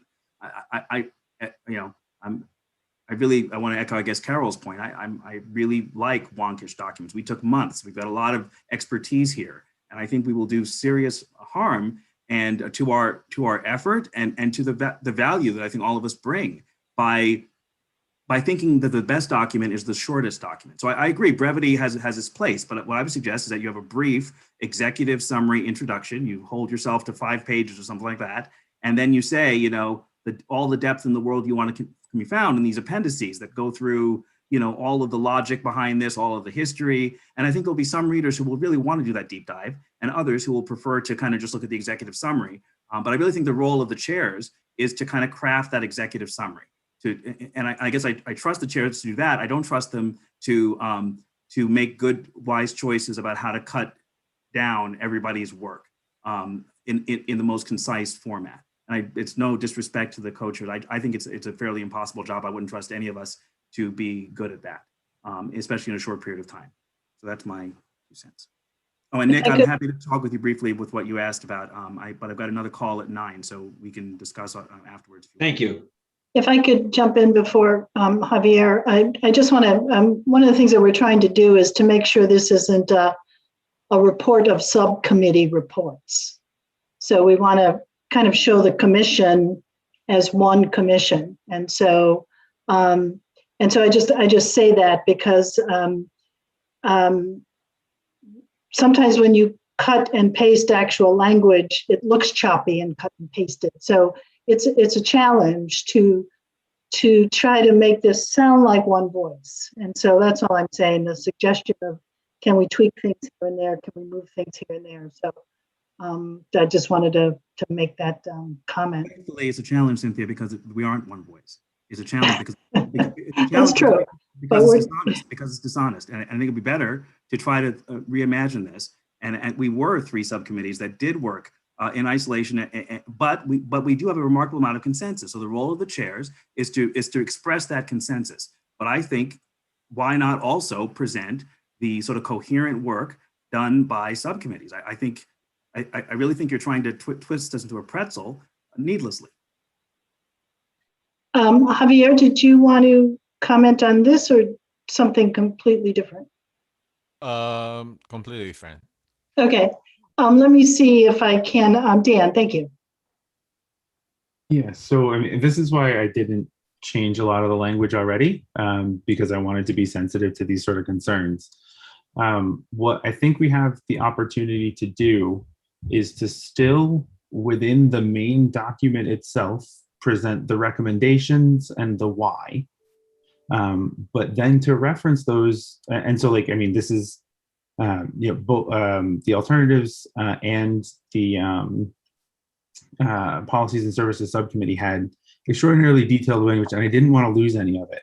And so what I wanted to do was add the statements of the subcommittees, and we can reference and we can bring people back down to this, because there was a lot of language about sort of, and I know you all spent a very long time because I was in some of those meetings, so I wanted to keep that language and that work. So I think the question is, can we have a main document that presents the recommendations as this body has come up and worked on these things, and then maybe, and I mean, for the recommendations that came from the policies and services, I mean, these were very concrete. You know, everything has, you know, a paragraph description at the most in most cases. So those were really short and sweet. So if I'm just sort of armchair editing, but you know, scrolling through, I might change, or I might try to find spaces where we can limit the sort of redundancy in some of them, right? So there's behavioral health crises center, sorry, not that one. There's mental health here, but we also talk about it up here, and so merging those two sections. But also taking the text from some of the sections.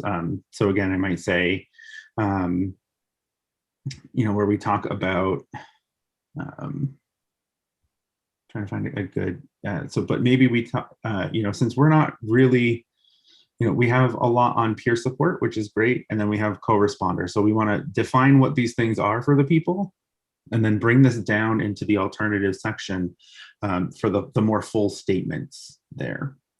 And the same thing. So like, I don't think there would be a lot of like major editing of anyone's work, but just taking some of the content, making it shorter so that you have that, here are our recommendations, and, you know, a little bit of why, so that someone reading it could get that.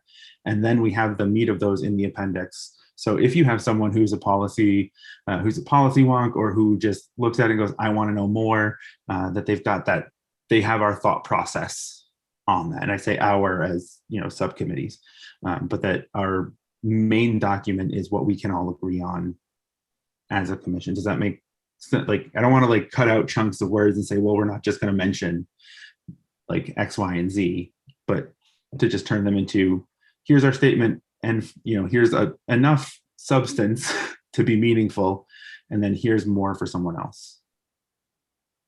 Does that make sense? See Booker nodding, Michael nodding, Vic nodding, Namdi, David, Carol. Thank you, Dan, for that summary. And I want to acknowledge Javier. Also want to just remind people that details is still unfinished. And we also have Carol's original from 3 nights ago. The question about how public comment and comments from the surveys will be introduced into the document. So those are kind of the things that are hanging there. Yeah, I can talk about that, and after that I can make the comment that I wanted. So I'm collecting everything. We were planning to meet on Sunday to be able to work, but the meeting wasn't moved to the Claire at City Hall. So we're gonna be meeting on Monday, doing all the classification, the sub-classification. So it's gonna be literally by topics and themes. So you and Dan can add it to the sections that you deem necessary. So that's in relation to to the to testimonies, right? And those testimonies are going to compass the ones that we were able to get through the online form, hard copy, but also the testimonies that had been sent to our emails. Other comments that also are going to be part of this are going to be the comments that were given during the budget process that led to the creation of this commission. We're going to put it together, and so this is the thing. We're doing this work from the point of good faith. And I can speak by myself, feel comfortable enough to say, I give you all these comments, all the summary that we did with Carol and the other people in the subcommittee, as you feel fit to add it. Because at the end of the day, the substance and the messaging of the documents are already there. Testimonies are just gonna sort of add up to what is already written there and agree by the commission. So I don't feel any trouble doing that. And if you, Cynthia and Dan, are okay. I'm good, Dan. Okay, so in my comment, and I'm conscious that I'm gonna say this with 3 minutes left. If you take a look to page 27, that's a red flag for me. When we're talking about updating the NPD mission statement, and we write, led by our courage to face the remaining disturbing racial and other inequitable policing patterns nationally, we are dedicated to continuing to transform the department to achieve equal, safe access, protection, service, and accountability for all. So for me, this is so weird for different reasons. The first one is that this is a slap in the face of all the people who give testimony about being abused by the local police department. It's a slap in the face of all those who brought their experience and who talk about this. Second, it's because, as we said, and I think some subcommittee mentioned this, the complaint process, it's extremely poor and bad. And I haven't heard any concrete action coming from the police department to change that. And the only thing that the police department, in conjunction with other police departments, have done is to contract a highly white-led, police-related, reformative, how they call it, reformative justice, social justice, I don't remember, program to work with them. So I don't know where this statement comes, because as far as I know, all what I have mentioned is factual information that has been discussed within this this commission. So I'm concerned that we're sort of being a little altruistic and optimistic about making that statement without actually being anything to support it, or actionable items, concrete actionable items to support it. So I'm concerned about that, because we keep hearing other fellow commissioners talking about, well, we need actionable items being really concrete. And I feel that making a statement like this one, it based in, no concrete actionable steps, it's sort of a little concerning for me. And go ahead. I'm conscious that it's 8 p.m. So sorry. No, and your recommendation would be to remove it. I just want to, does that make sense? I would propose that. Yeah. Okay. Basing what I just said. Yes. And I would like to continue, if we can, extend the meeting a little bit to get through this and perhaps detail. Dan? Dan? Sorry, I realized that I had stopped sharing. So I do want to just call attention to that we do have an action item of improve the complaint process that came out of that subcommittee. So I just to put it there, that part does exist. Yeah, but that's coming from us. This mission statement update is coming from the police, right?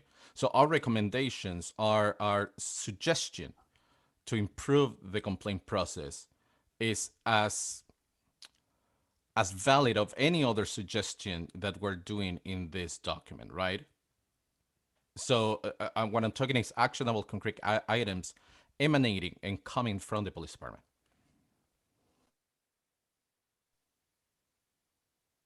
I mean, I'll defer to the folks who wrote this to talk about where it came from or what it means.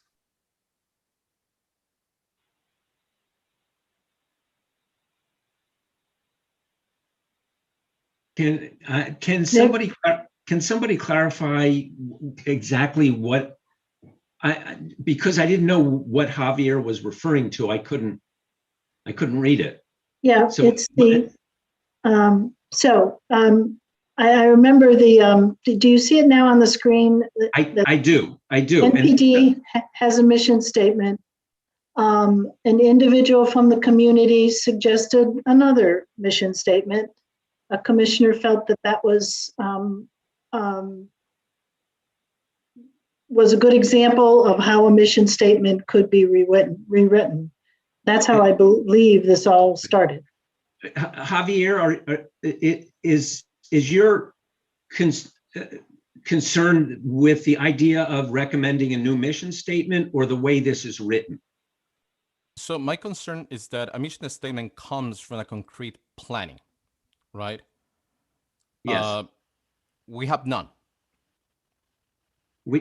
Coming from the police department, we have none. I mean, we saw in Lois Ahrens talk about this in abundance in relationship to the restorative justice program that the police has engaged, which from my personal perspective, it's extremely poor. So as Dan said, the only recommendation so far existing right now is the recommendation of reviewing the complaint process, but that recommendation is coming from us. So to be able to sort of to be that aspirational, I think that I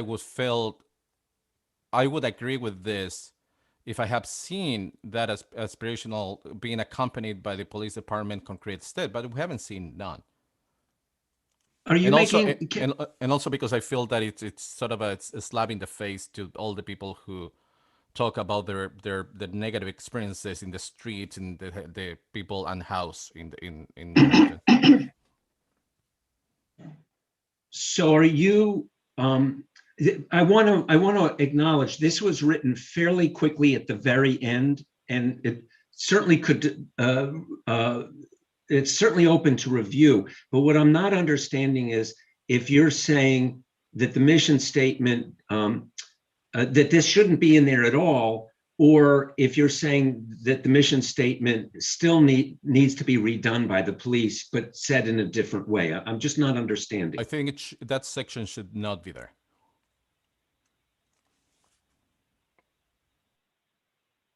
I would agree. I don't think it adds value. And it came from our committee. David is putting a thumbs up. Namdi, did you want to weigh in on it at all? Yeah, I don't think it's that, when I first saw this, I liked it. I was in favor of it, and it actually came from a community member who suggested it, and I thought it was fine. But I don't think, given our limited time, this is something worth fighting over. So I'm happy to let it go if there's a motion about it. I'm happy to let it go, but not the strategic plan. I don't know if you're also recommending that, Javier. No, the strategic plan is just anecdotal information about something that the police chief has said. One of the problems with the mission statement is that the existing mission statement is extremely problematic. And so it creates a certain amount of confusion, and I can go with the change. Yeah, but and I agree with that, but maybe there is in itself, if we would have been talking about this from the beginning and would have a section about recommending how we can conciliate a better mission statement with actionable with actions, concrete actions coming from the police department, I would be fine, because by now we would have those, but we don't. Yep. So, Dan? Well, I was just trying to think about, because I think I understand where folks are coming from. So I think maybe part of this is that these statements might just need a cohesive sort of end of, mission statements define department's actions, goals, and exemplify values. We agree with the comment that the stated mission of the police should be revised. The current one's blah, blah, blah. We recommend this one. But then following this up with language that the department's actions must match this mission statement or strategic plan, like going forward, or the department needs to make actionable, needs to demonstrate commitment through actions and initiatives to match these plans and statements. Is that maybe what's missing? Rather than sort of saying, well, we don't have a list of them, but to say, you should reevaluate, make a new statement with, and so I said, we feel the mission statement should be revised with community input, not police input. Dan, I would still push to get rid of this section, only because we, if you take a look to mission statement of police department around the country, it's really aspirational, and really falls short tremendously. It's like, it's a scandalous how bad they fell short. So going through this without concrete items, it's for me, it's a waste of time. Nick? Javier, I'm agreeing with you at this point. I feel that this is not enriching the more important recommendations of our commission, and I actually feel like this could be misunderstood as being more important than having the wrong level of priority. But I'm just you just changed my thinking on this. I still think they need a new mission statement. I just don't know that the commission has to be the one to recommend that. The strategic plan, are we keeping that though as well? We are keeping that. Just want to make sure. Seeing some head nods. Okay. All right. Awesome. Okay, so I wanted to see what the group's pleasure is. Do we want to continue the detailed discussion as to whether or not we feel we should be making some of the recommendations that we're making about details, or should we end the meeting? I'm not sure if we'll resolve details though, but we can spend some time talking about that. And if Dan has enough information to give us a new draft. So those are the two questions on the table. People want to move to talk about details? And Nnamdi? Just briefly, I just want to say that my only objection at this point is if we were going to take the position that we don't want police to have the option of doing detail at all, I would object to that, personally, and I would, try to strongly argue against that. But I am persuaded by the idea of opening it up to others. I'm persuaded by putting in the language about, excessive amount of detail that compromises, 100 hours, where the officer is working 80+ hours. So I think that kind of stuff I'm persuaded by, but I just am against the idea that we would take the position that it would be that we would be opposed to officers having the option to do any detailed work under any circumstances. So that's the position I'm not for. So I guess if anybody is for that position and feels like that's what they really want to push for, then maybe I'd like to have a conversation about that. Otherwise, I'm happy to have some kind of more general compromise language that raises the concerns about detailed work without prohibiting it. Thank you, Nnamdi. Javier? So I do agree with a cap of the amount of hours for all the reasons that, that I'm not going to get into it, all Dan mentioned. But I have a question, and this is going to show a little bit my own ignorance. Any person contracted by the municipality can do detail work, or only some of them? And does that include teachers? So Dan? yeah. So the answer is yes-ish. And so, like, in theory, yes, Massachusetts has for 12 years, so Deval Patrick's the one that opened it, so that there is the option to have civilian flaggers. For some detail work, you can have pretty much just anybody doing that. But a lot of the times that doesn't happen because police have established relationships and groups look at that, and a lot of times it is sort of like people just expect police to do the detail pay. There are some things where I believe that there are still even in the law, there's still some detail work has to be done by police. But otherwise, much of it could be opened up to pretty much anyone. I think the two suggestions that we had were basically just limits, opening it up as much as possible. And I think the other thing that we talked about a little bit was not saying police couldn't do it, but saying that if you were doing this detail work, that's outside of the bounds of your actual job, your 40-hour-a-week, job, that you would do that unarmed, right? We wouldn't expect teachers to use that example to show up and direct traffic with a weapon. And in that case, we would also, as long as the detail work is outside of the bounds of that person's shift for that day, then they would also, not be armed. So I think those are the only two. I don't think we brought up like banning anyone. I think it's just been, why not have more people be able to do it? Does that language sound comfortable to folks? So it's, I'm seeing a lot of nodded heads. Javier, did you want to say one more thing about that? I'm sorry. Yeah, I mean, I agree with Andy that it should not then be the police department being taken totally away of it.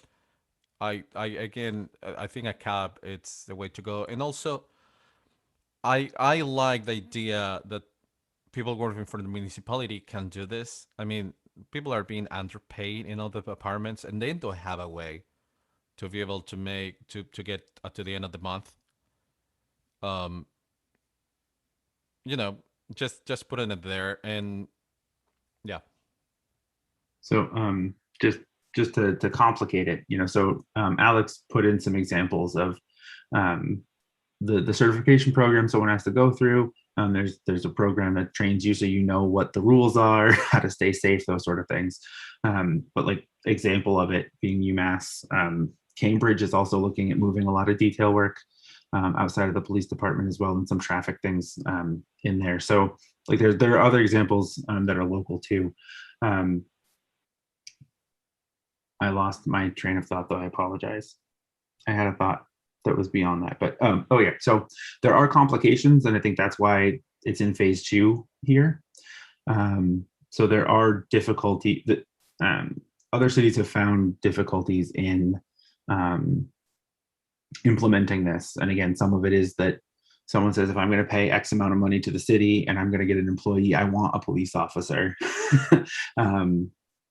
So there's some things that the city's going to have to work out in terms of how it communicates and establishes those contracts and those opportunities. So I think that's why that's in part 2 there, but just to recognize that too, that it does take work to do. Thanks, Dan. Elizabeth? Yeah, I think that we do need to, that's actually what I was going to say, that there's complications in implementing this in other cities because of the power structure that's there. We're talking about people's money.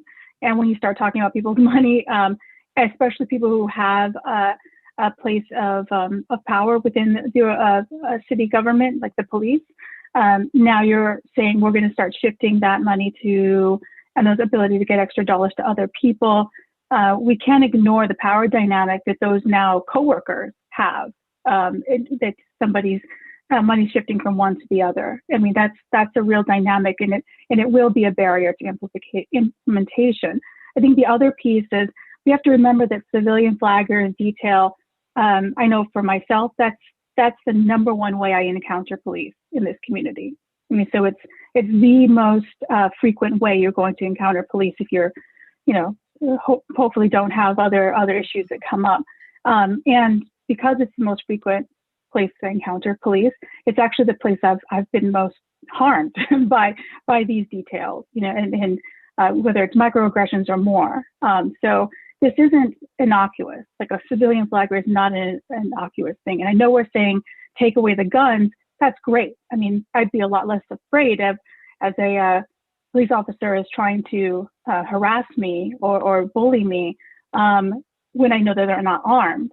But it's not innocuous to know that this is the most common place that people are going to encounter police, and the harm that they can cause are going to be in this place here. So I think we do need to name that, and I do think we need to say something along the lines of we're not banning the police from doing this, but that the recommendation is to privilege civilian flaggers and to ensure that there's some additional work needs to be thought about in terms of addressing the power dynamic that would be put in play to realistically shift this work from one set of hands to the next.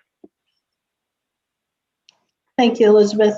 Dan, do you feel you have enough on this issue on detail to reword accordingly based on feedback?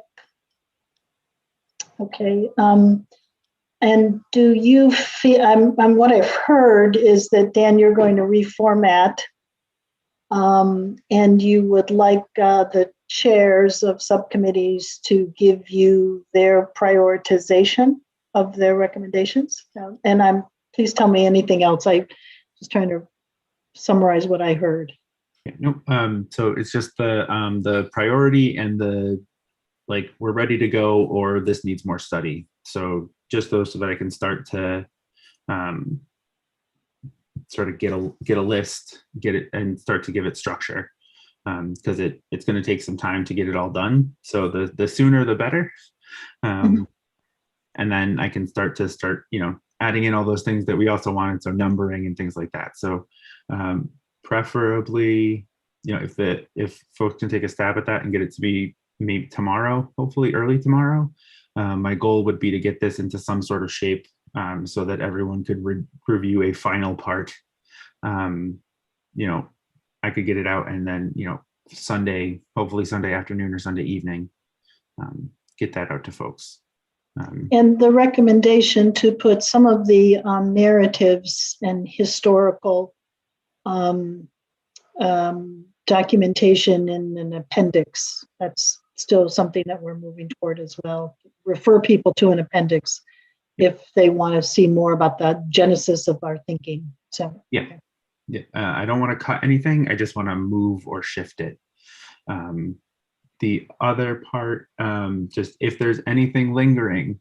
So for people that were doing reflective statements, for people who wanted to add more to their appendices or more to an appendices or appendix, people who spoke at subcommittees, all of those things, anything that needs to get in this, I need it this weekend.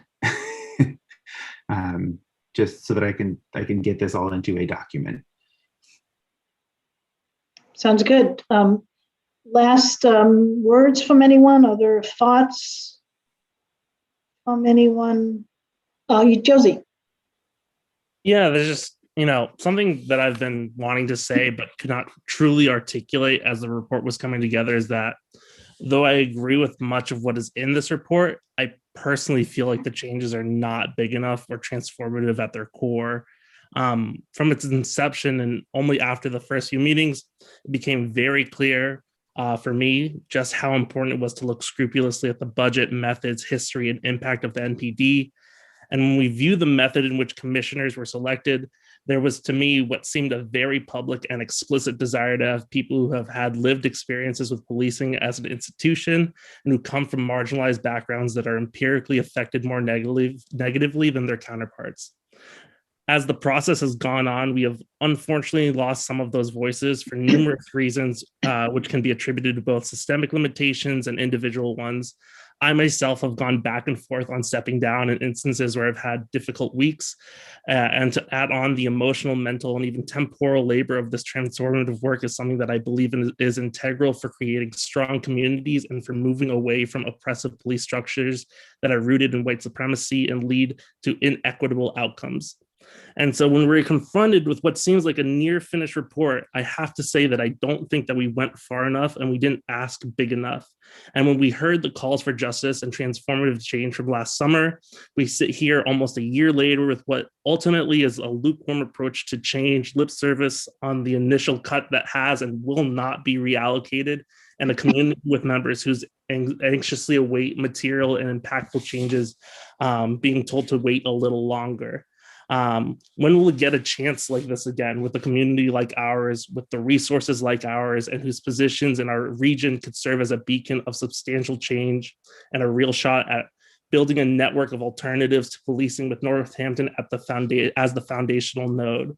We, at least those who were in part selected due to their lived experience, also sit here symbolically charged with this gargantuan task, uncompensated, having our voices sometimes twisted and used to grant some form of legitimacy to what we propose.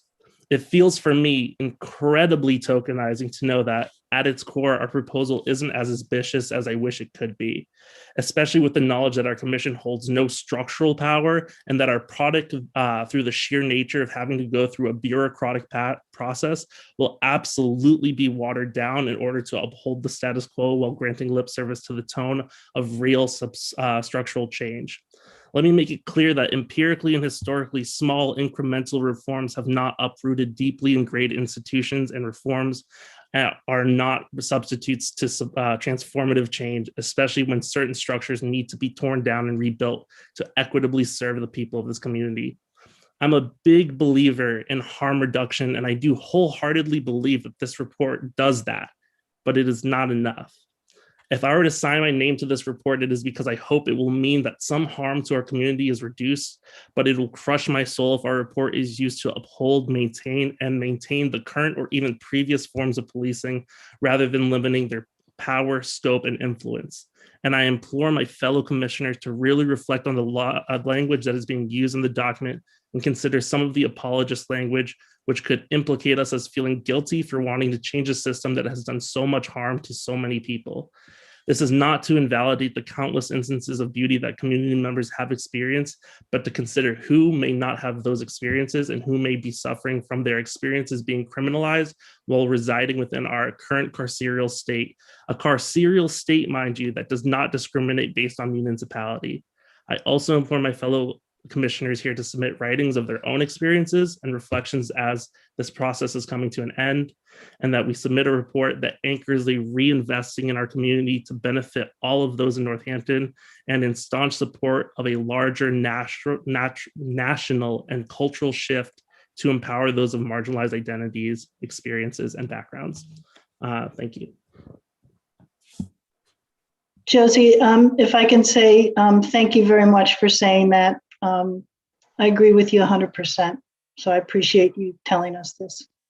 And I hope you take advantage of the opportunity to write an additional statement. Javier? I want to second what Joycey just stated. It's a huge missed opportunity. And even until today, seeing commissioners that having watched the budget process, what happened and how hundreds of people came forward, it's appalling. It's really appalling because that means that they are not even conscious of what generated this in the context and the amount of people that came forward to fight for this. I wholeheartedly agree with Joycey, and I appreciate he stating all what he's just stated. Thank you, Javier. Other thoughts, reactions? If seeing none, I just want to make sure. Is there a motion to end the meeting this evening? Motion to adjourn. Namdi, thank you. David, second. And Noah, can you call the roll, please? Yes, I can. Booker left. No, actually, he's still here, and he Oh. agrees with the emotion adjourn, and I'm glad I kept listening so I could hear Hosie's amazing statement. Thank you. Oh Thank my you. goodness. Okay, thank you. Dan, Yes. Nick? Nick is muted, but I see his. We see him talking. Yes, yes. Alex is gone. Javier, Here. Yeah. Namdi, Yes. Michael, Yes. Josie, Yes. Cynthia, Yes. Carol, Yes. and Elizabeth. Yeah. Okay, thank you. And just to remind folks, we're having a meeting again on Tuesday, and I think that is it. So thank you very much. Thank you, Cynthia and Dan. Thank you so much, Dennis. Thank you, everybody. 1, 2, 3, go team. Yeah. Get some sleep. Yeah. Thank you for that, Dan. All right. Bye-bye, everybody.